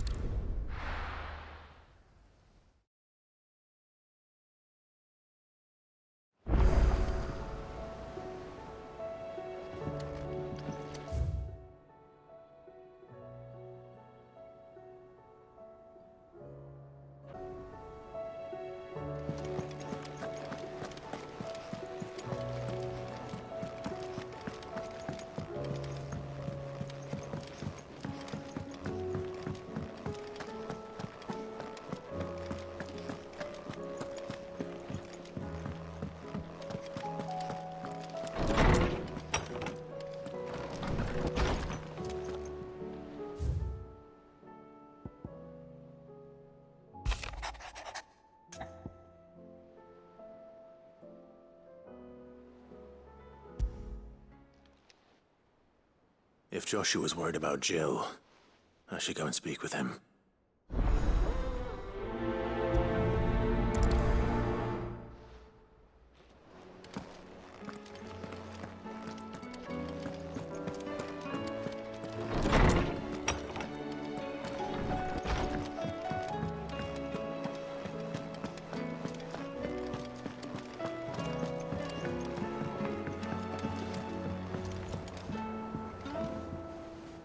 Joshua, I read your message. You're right. Jill is different. I don't think I'd realized how different, but since we returned from Drake's spine, I've felt it more and more. I suppose it's not hard to imagine why. She doesn't think she belongs anymore. And that's why we need to remind her she is still one of us. To let her know that we still need her. Now more than ever. That you still need her. But how to do that? When last we were truly close, we were but children. Of course. Do you remember the time we accompanied Father on his annual tour of the Duchy? And Jill and I broke from the procession to ride up Man's Hill. To see the snow daisies, I remember. It was the first time Father had allowed us to join him. And when he realized you were missing, he had the entire retinue down to the pot boys combing the countryside. In the rain. A thunderstorm forced us to take refuge in a grove of oaks before we'd even made it halfway there. It was the Lord Commander who finally found us, and needless to say, he was none too pleased. Then it seems you and Jill have unfinished business. What do you say? Man's Hill. It's not that far. Oh, true. Though I suspect it is also much changed. Little in southern Rosaria remains as it was when we were children. You're saying I should go and scout the area for bandits? I'm saying we should first go and see if there are actually still any snow daisies left. What would you do without me, Clive?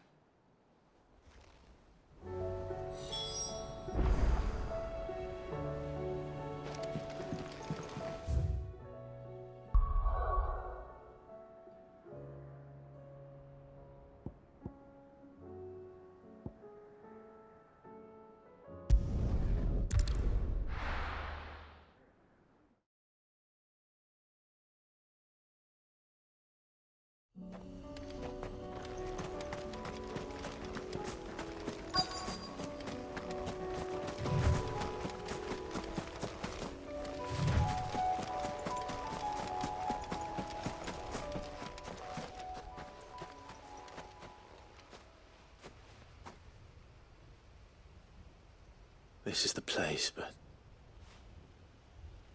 I'm sorry, Clive.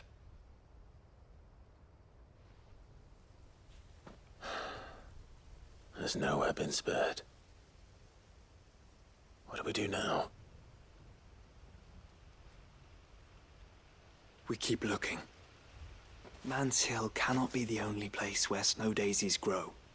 Perhaps, but it's the only place I know of. Knew of. Then why not ask someone who might know of another? Someone at the backyard? To the hideaway, then.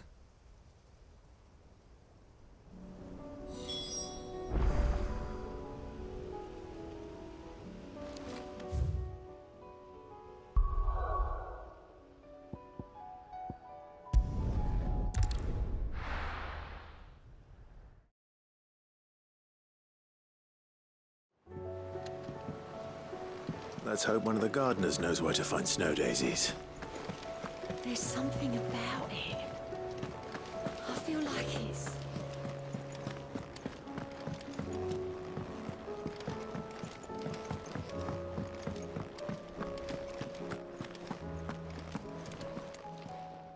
Aye, it's a dangerous world out there.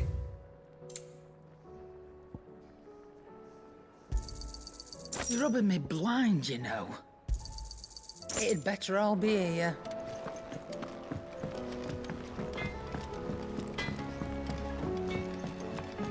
Say what you will.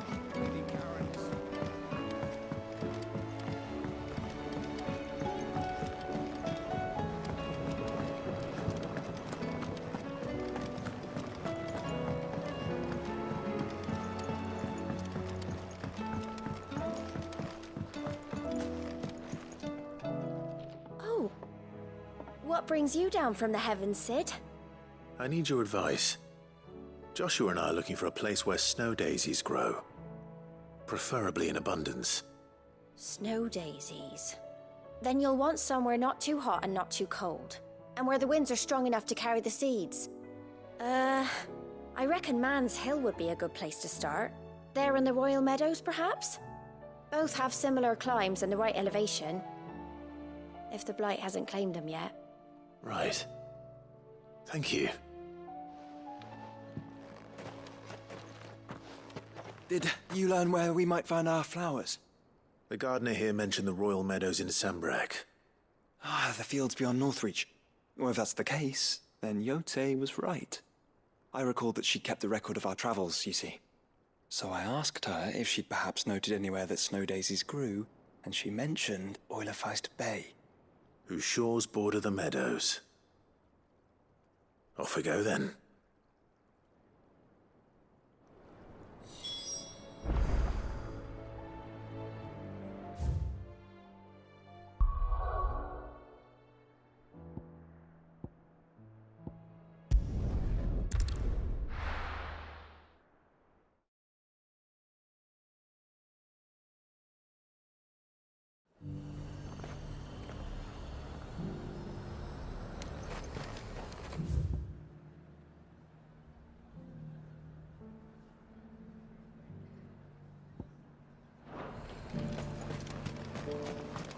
And how might I help the garrison today?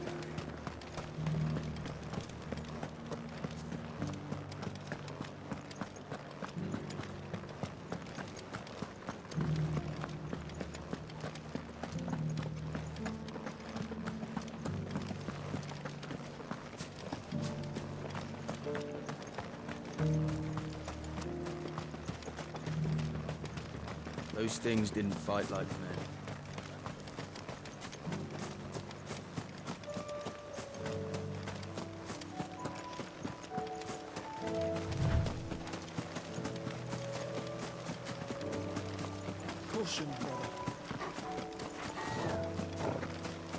The meadows are vast.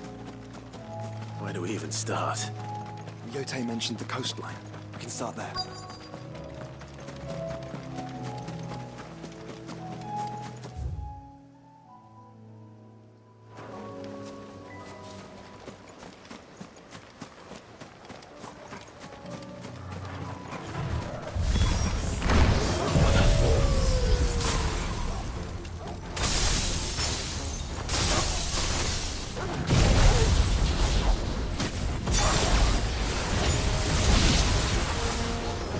See them.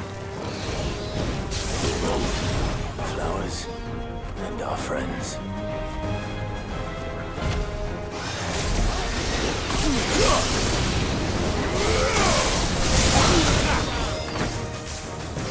This one.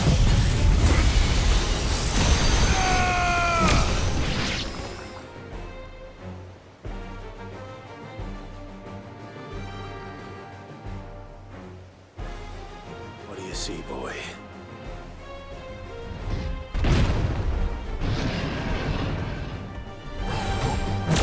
Let's hope this is the last one. Only one way to find out. Nice try.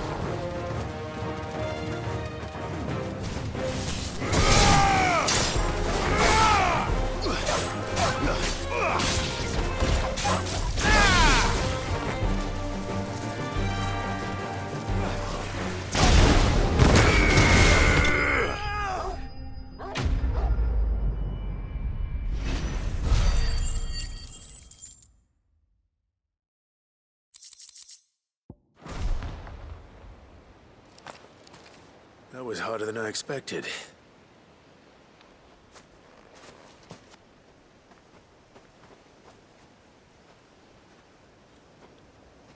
But found her. It was worth it. They're beautiful. Do you think Jill will like them? She'll love them. Come on. Let's go.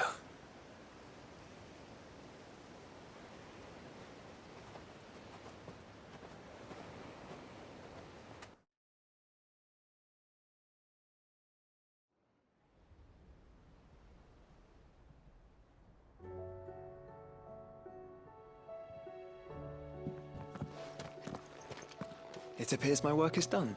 The rest, as they say, is up to you. Well, you and the skies. We wouldn't want another thunderstorm now, would we?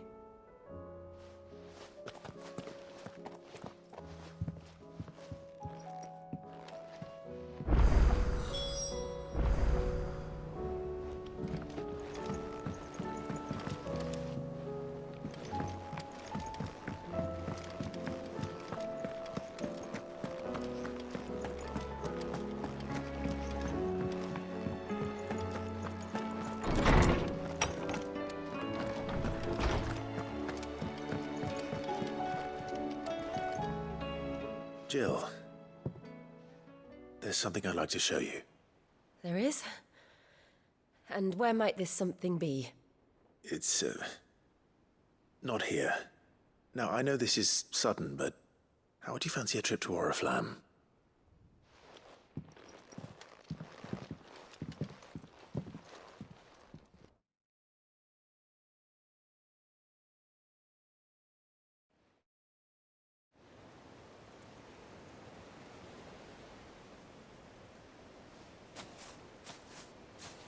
There are so many. This is what you wanted to show me. I don't know what to say. You don't need to say anything. The smile on your face is enough. We've been worried about you, Joshua and I. Do you remember when I took you to Man's Hill? Or tried to? How could I forget? You saw me crying and thought a change of scenery might lift my spirits. In the end, it earned me a nasty cough and a stern scolding from your mother. But I felt wonderful nonetheless. I'm sorry. I had no idea what I was getting us both into. But I couldn't bear to see you like that. Before we left, my chambermaid told me she'd overheard your mother talking about my marriage prospects with some of the noblewomen at court. They were debating whether it would be more profitable to marry me off to one of the high houses instead of saving me for the ducal line. No one thought to ask me what I wanted. I was nothing to them. A pawn at best. I felt so trapped. So lonely. I didn't know. But I wasn't alone. You were there. Your hand in mine as we ran for those oaks. And I knew then, no matter what happened, I would be all right. I'll never forget that feeling.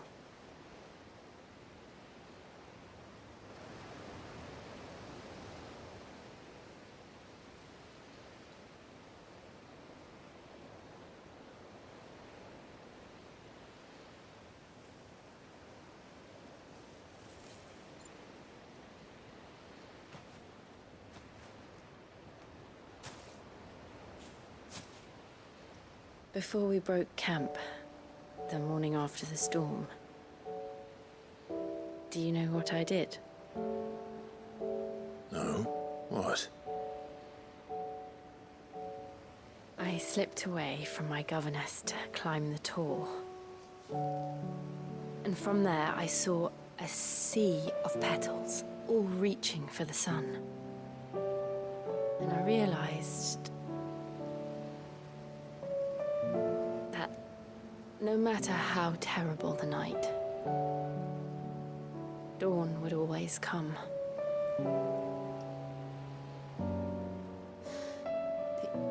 That you would always come for me. And you have. Again and again.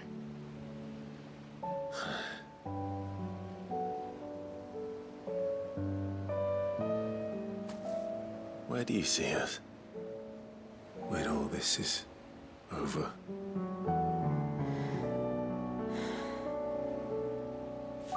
I don't know.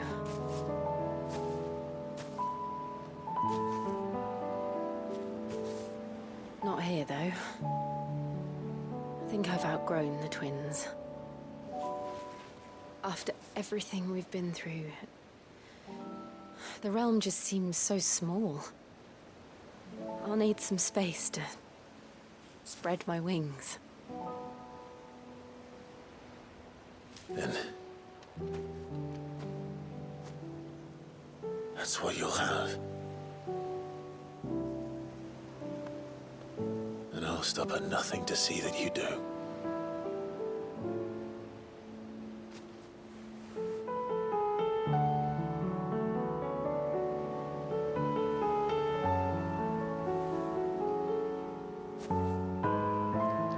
I never was much good at garlands, but it'll have to do.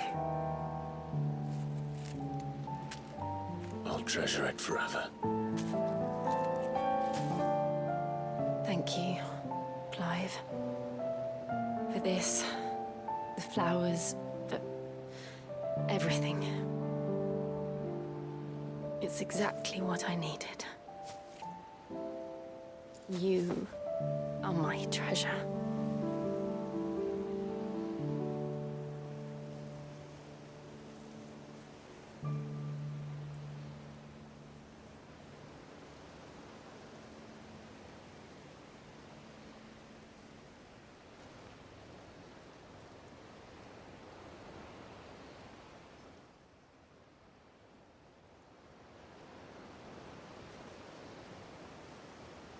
We should probably be getting back. I expect the others are wondering where we are. You're right.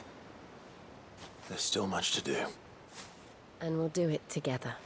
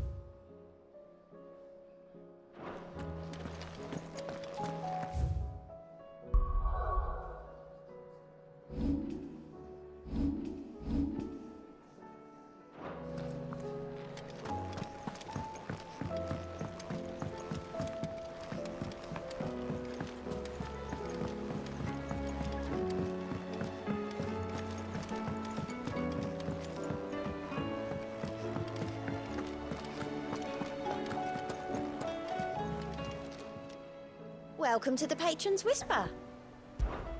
Your benefactors are a generous lot.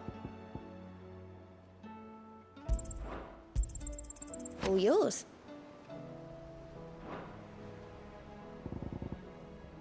Come again. I may have more for you.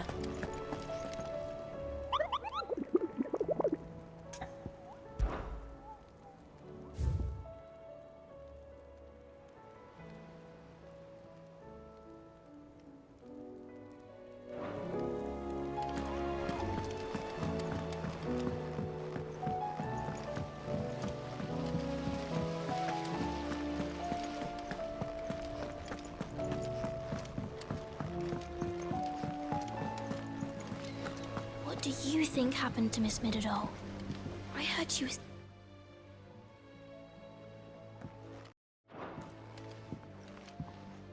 Sid, you have to help us. With what? You didn't take apart another of Mid's contraptions, did you? No. Well, yes, but that's not what we want to talk to you about. It's Miss Midadol. She's been acting strange. Very strange. She's barely ever around. When she is, she acts like we aren't even there. Her head's in a crowd. In the clouds. That's what I said. In the clouds. Well, she does have a lot on her mind. When did you last see her? Not long ago. Right after she got back from saving you from Stoneir. Then it's probably just about the Enterprise. It did take quite a battering on the way there and back. You didn't break it, did you, Sid? You really should be more careful around Miss Midadol's inventions. Don't listen to her. Even if you did break the Enterprise, you could put it back together, couldn't you? But who's gonna put Miss Midadol back together? She seems really sad.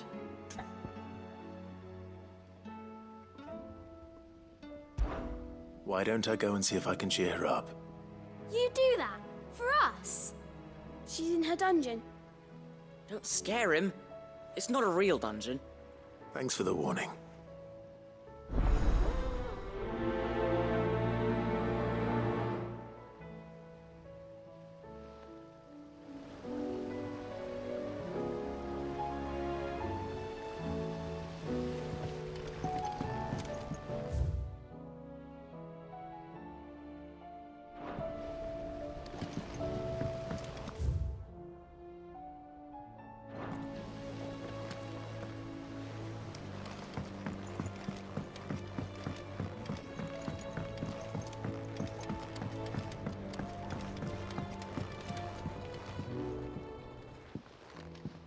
Mid, if you have a...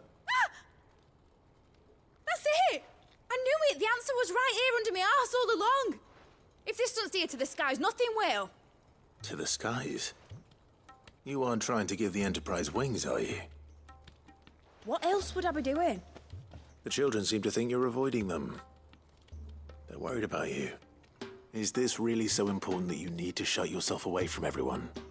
The Enterprise is already the fastest ship in the realm, and that's with the sea beneath her. But what if she weren't bound to the waves? What if she weren't bound to anything at all? It's not fair. The gods get the skies all to themselves, so I'm gonna do something about it. The Fallen had their chance, but they relied too much on magic. And see where that got them? But not me. I've discovered how to do it without. Well, almost. First, I need to make a prototype. And is that a one-woman job? Are you volunteering? I'll have you know the Enterprise is my baby.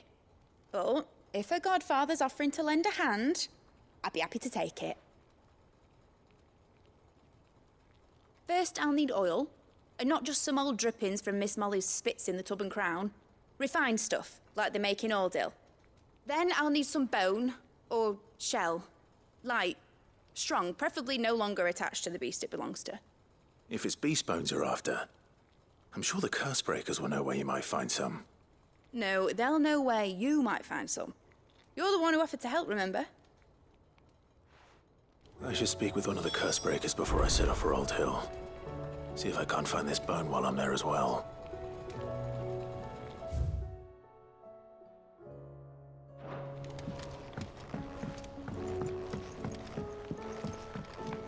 Has Midadol mentioned a new project yet?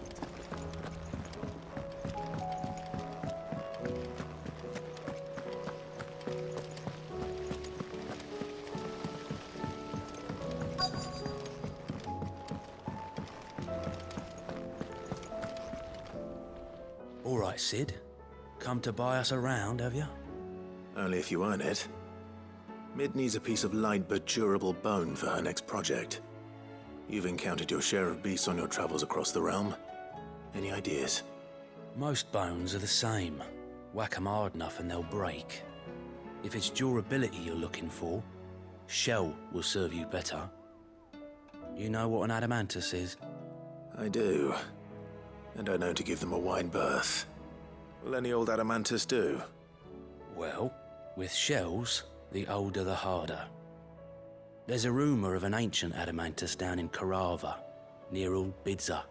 Or what's left of the village anyway. But don't expect to make quick work of the bastard. There's a reason it's lived as long as it has. I'll keep that in mind. Thank you.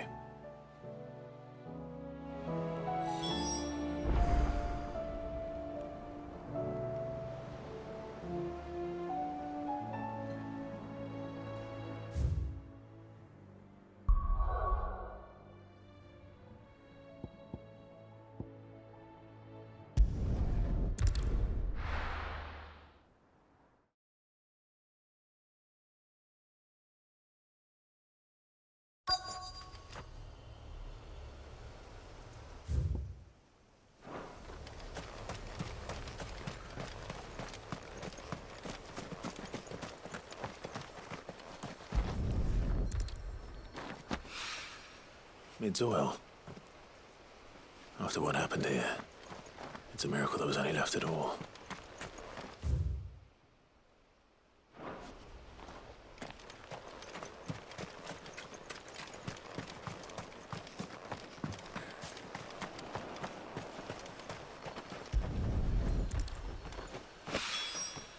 This should be enough.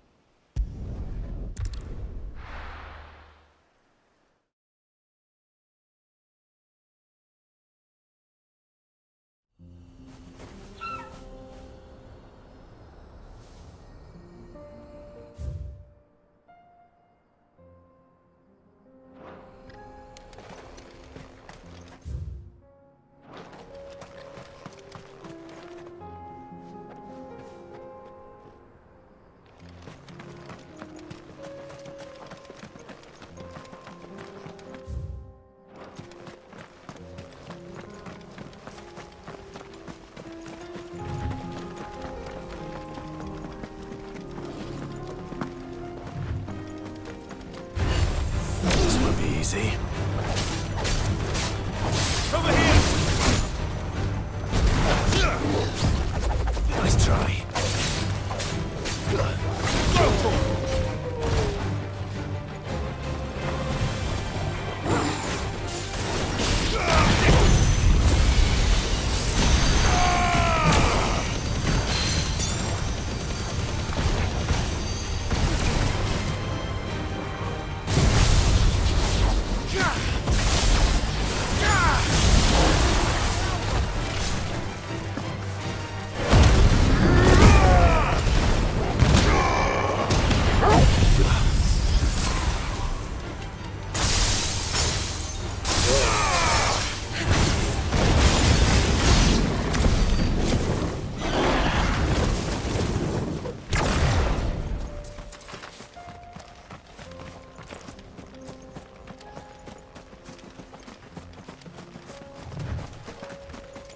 There we are again.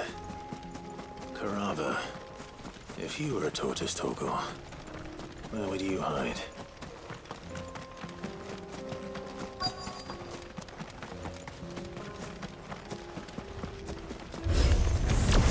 Looks like we found him.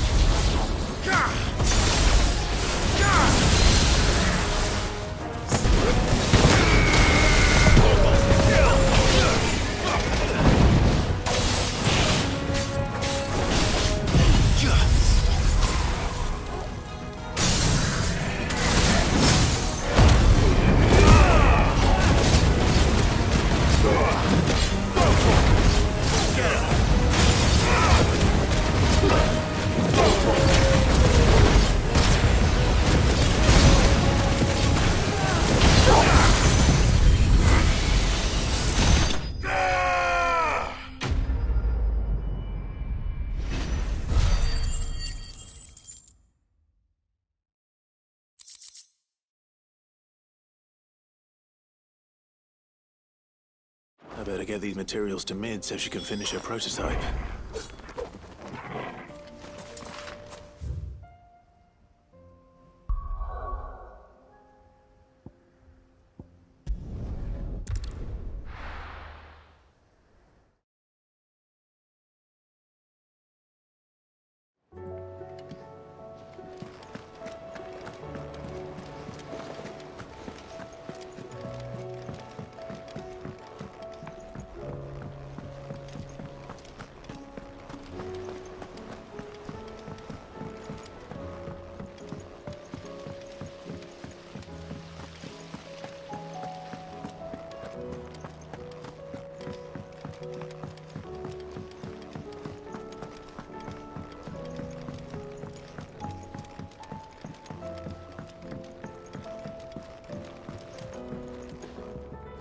Mid, tell me this is all you need.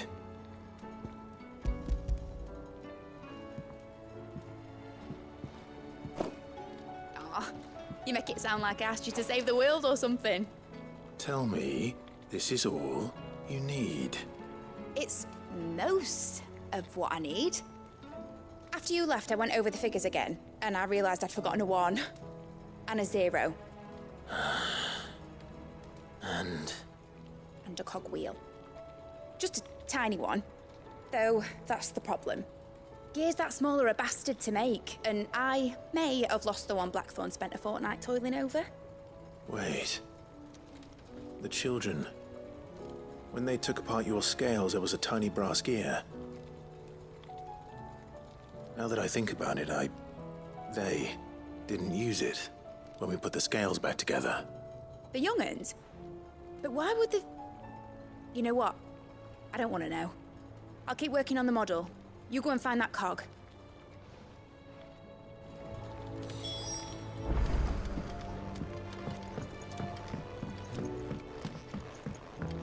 Has Midadol mentioned a new project yet?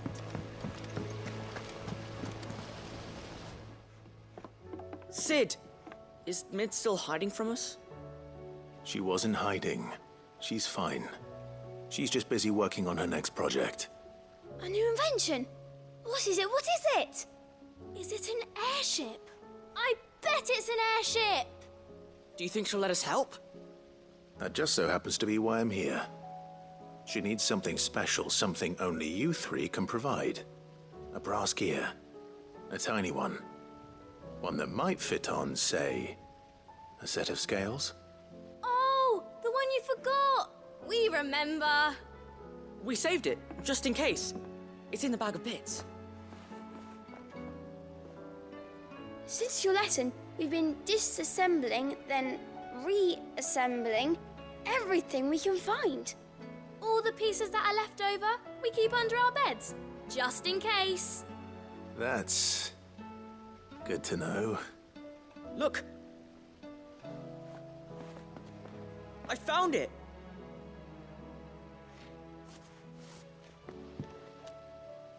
Is that all? Just the gear? We have more parts if Mid needs them. That's all for now. But I'll let Mid know about your hoard. Just in case. Thanks, Sid.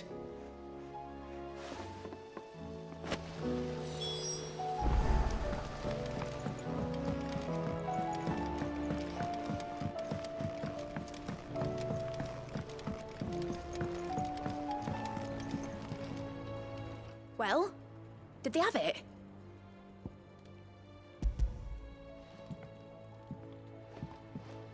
They did. And they kept it somewhere nice and safe. Will it work? Will it work? He's perfect! You're a genius, Clive. What exactly are you going to use it for? Only the most important job of all. The wings aren't going to move on their own. But with the right cog in the right place... well, you just wait and see.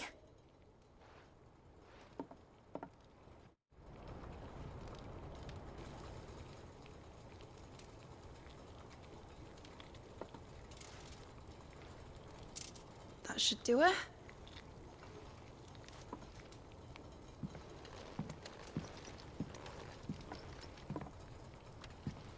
Here goes nothing.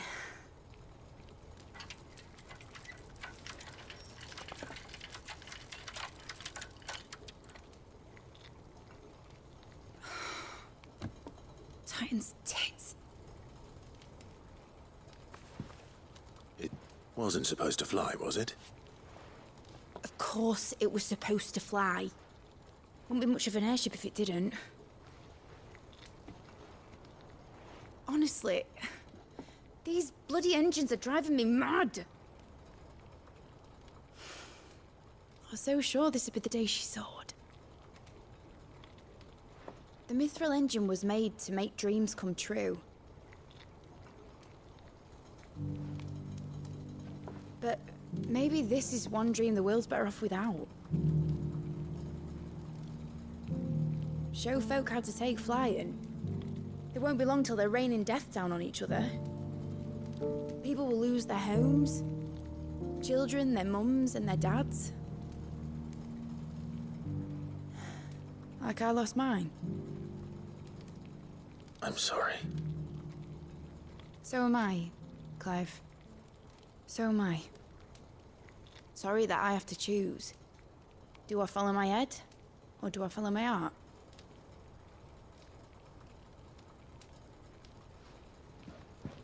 Good question. The first time I stood on the deck of your ship, felt the wind in my hair. It was like I was flying. But imagine how it would feel to actually do it. My dad always said there were two ways of living life.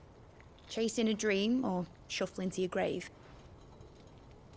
And he were right. Right about a lot of things. Not that I like to admit it. People need dreams to chase. Especially in a world like this.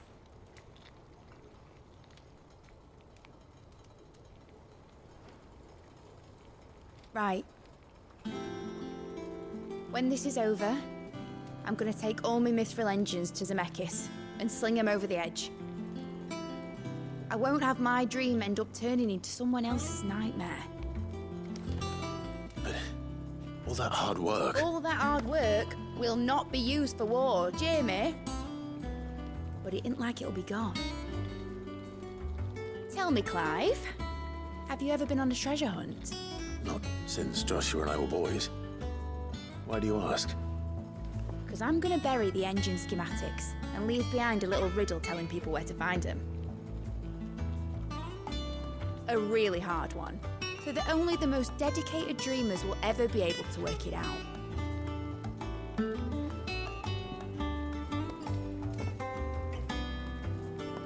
Ooh, I can picture it now. Some daft general squinting at the words with a gormless expression on his mug. Like that one, yeah. Right.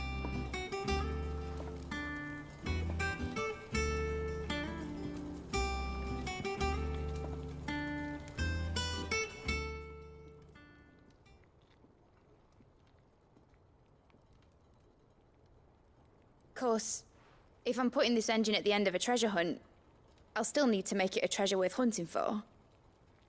Won't be much of a prize if it couldn't even make a toy boat fly after all. My dad always said, dream big. But it ain't the size of a dream that's important, is it, Clive? only that it's a good one. And I reckon I've got a fair few good uns left in me. I'm sure you do.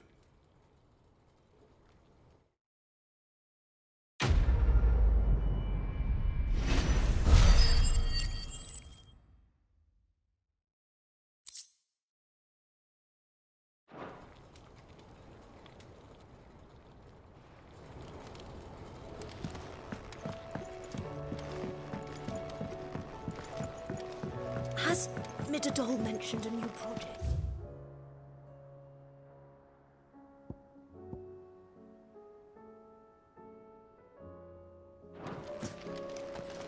Not exactly. Whatever should I write next?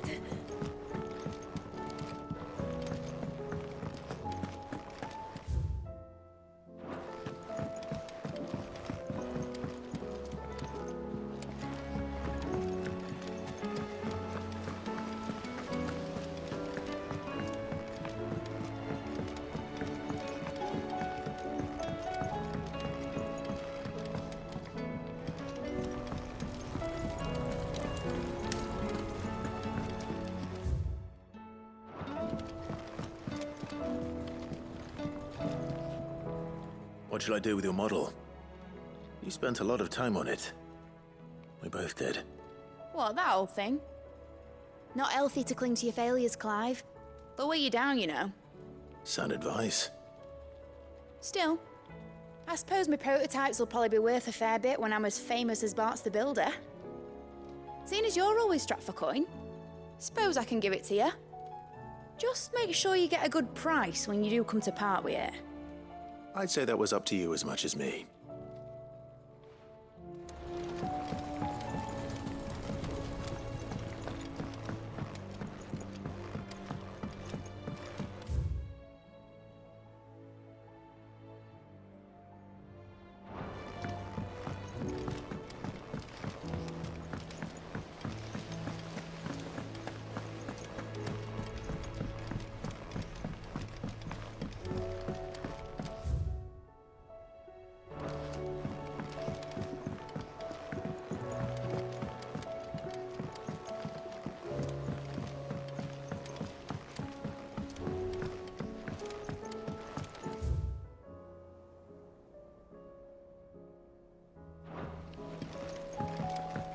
Say what you will, Lady Karen has seen our shelter.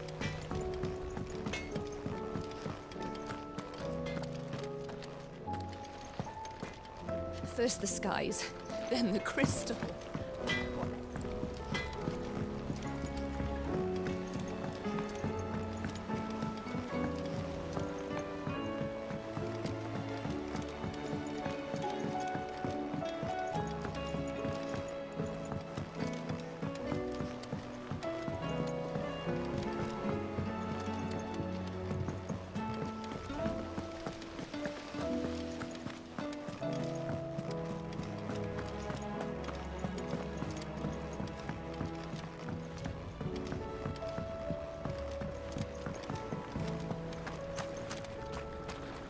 I will not let them be fooled. Do you suppose it's magic keeping the thing afloat? What else could it be? So there's a new mother.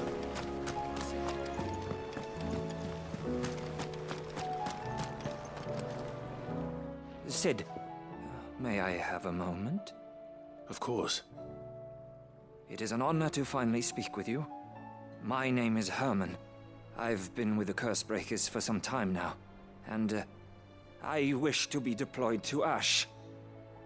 Any assignment will do. No. The lands across the Narrow are too dangerous. I will not send good men and women to risk their lives needlessly. Why would you want to go back?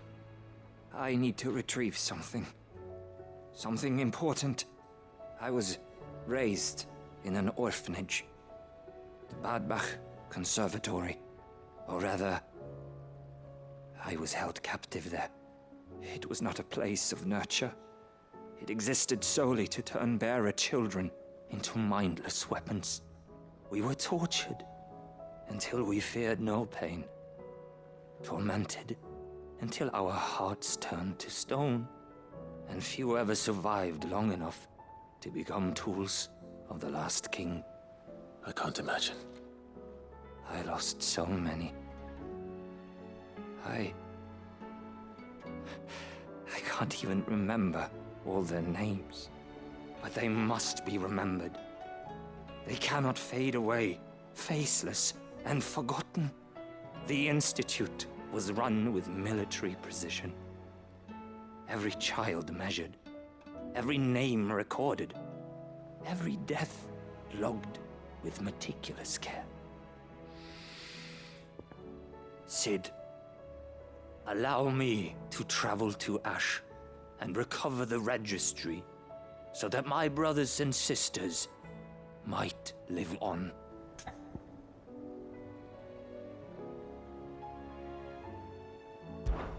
You are a good friend, Herman. But the fact remains that Ash is simply too dangerous. Cid, please.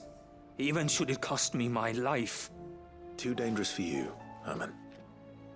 But not for me. I'll go to Bad Bach and find the registry. You will? I won't let you risk your life. I don't know how to thank you. You can start by telling me where I'll find this orphanage. Vida Grace. Hidden in a forest, overlooking the plains. All right. I'll see what I can find there. May the mothers guide you.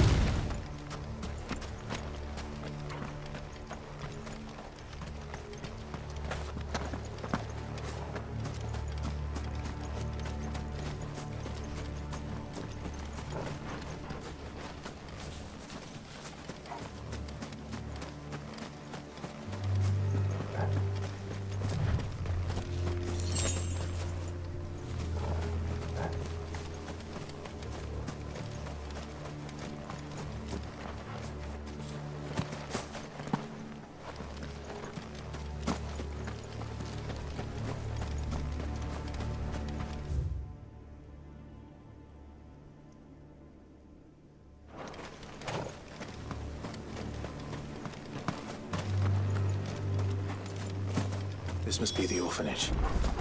Hopefully the registry's still here.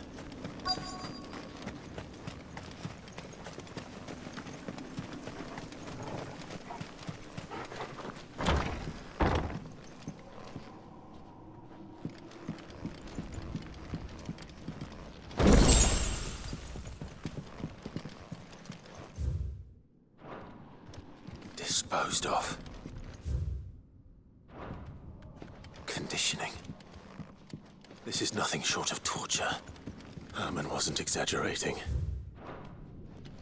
It's a wonder he survived this place. I need to find that registry.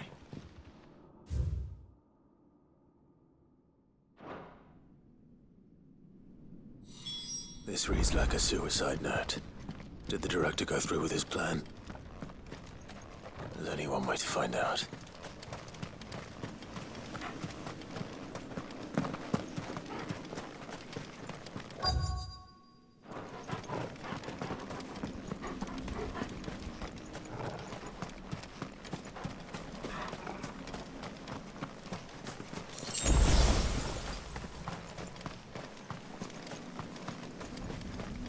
A forked white tree. This must be the place.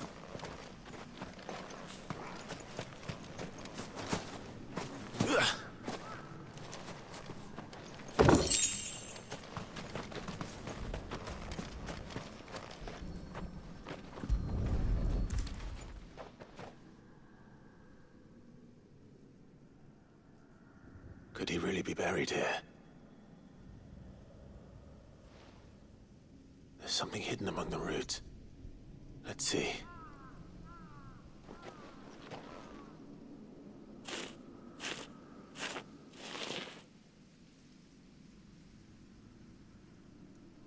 This must be the registry.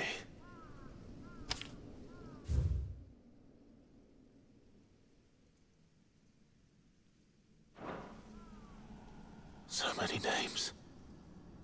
This place was a slaughterhouse. And where is the architect of all this misery?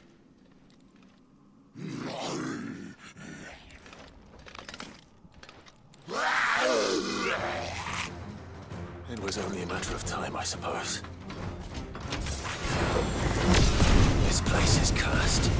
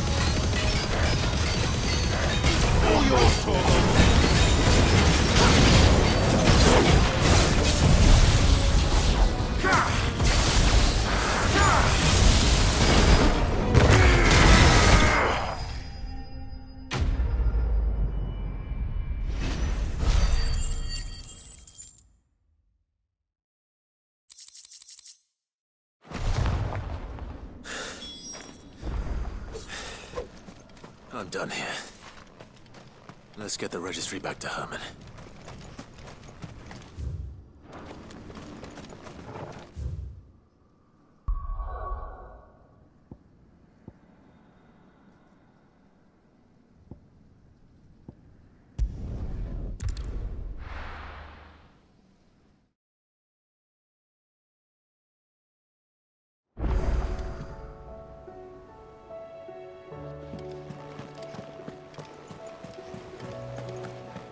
There's something about it.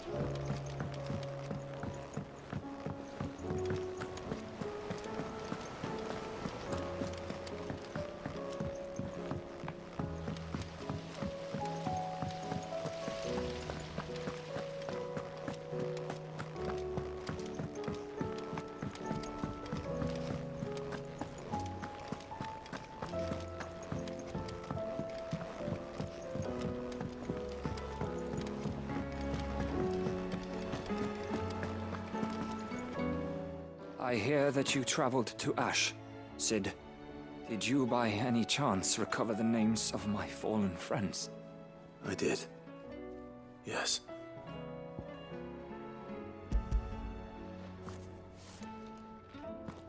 If I may, the bearer registry.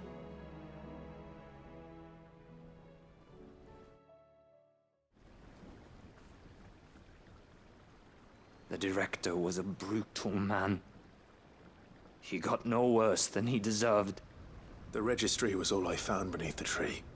There was no sign of a body, nor any record of what happened to the children after the orphanage closed. I pray that at least some of them survived. All their names are here. The ones we lost. My friends. My light in those dark times. I can still remember their faces, like it was yesterday. Children who were taken from their bunks in the morning, never to return. No explanation ever offered. They'd be happy to know that you survived, Herman.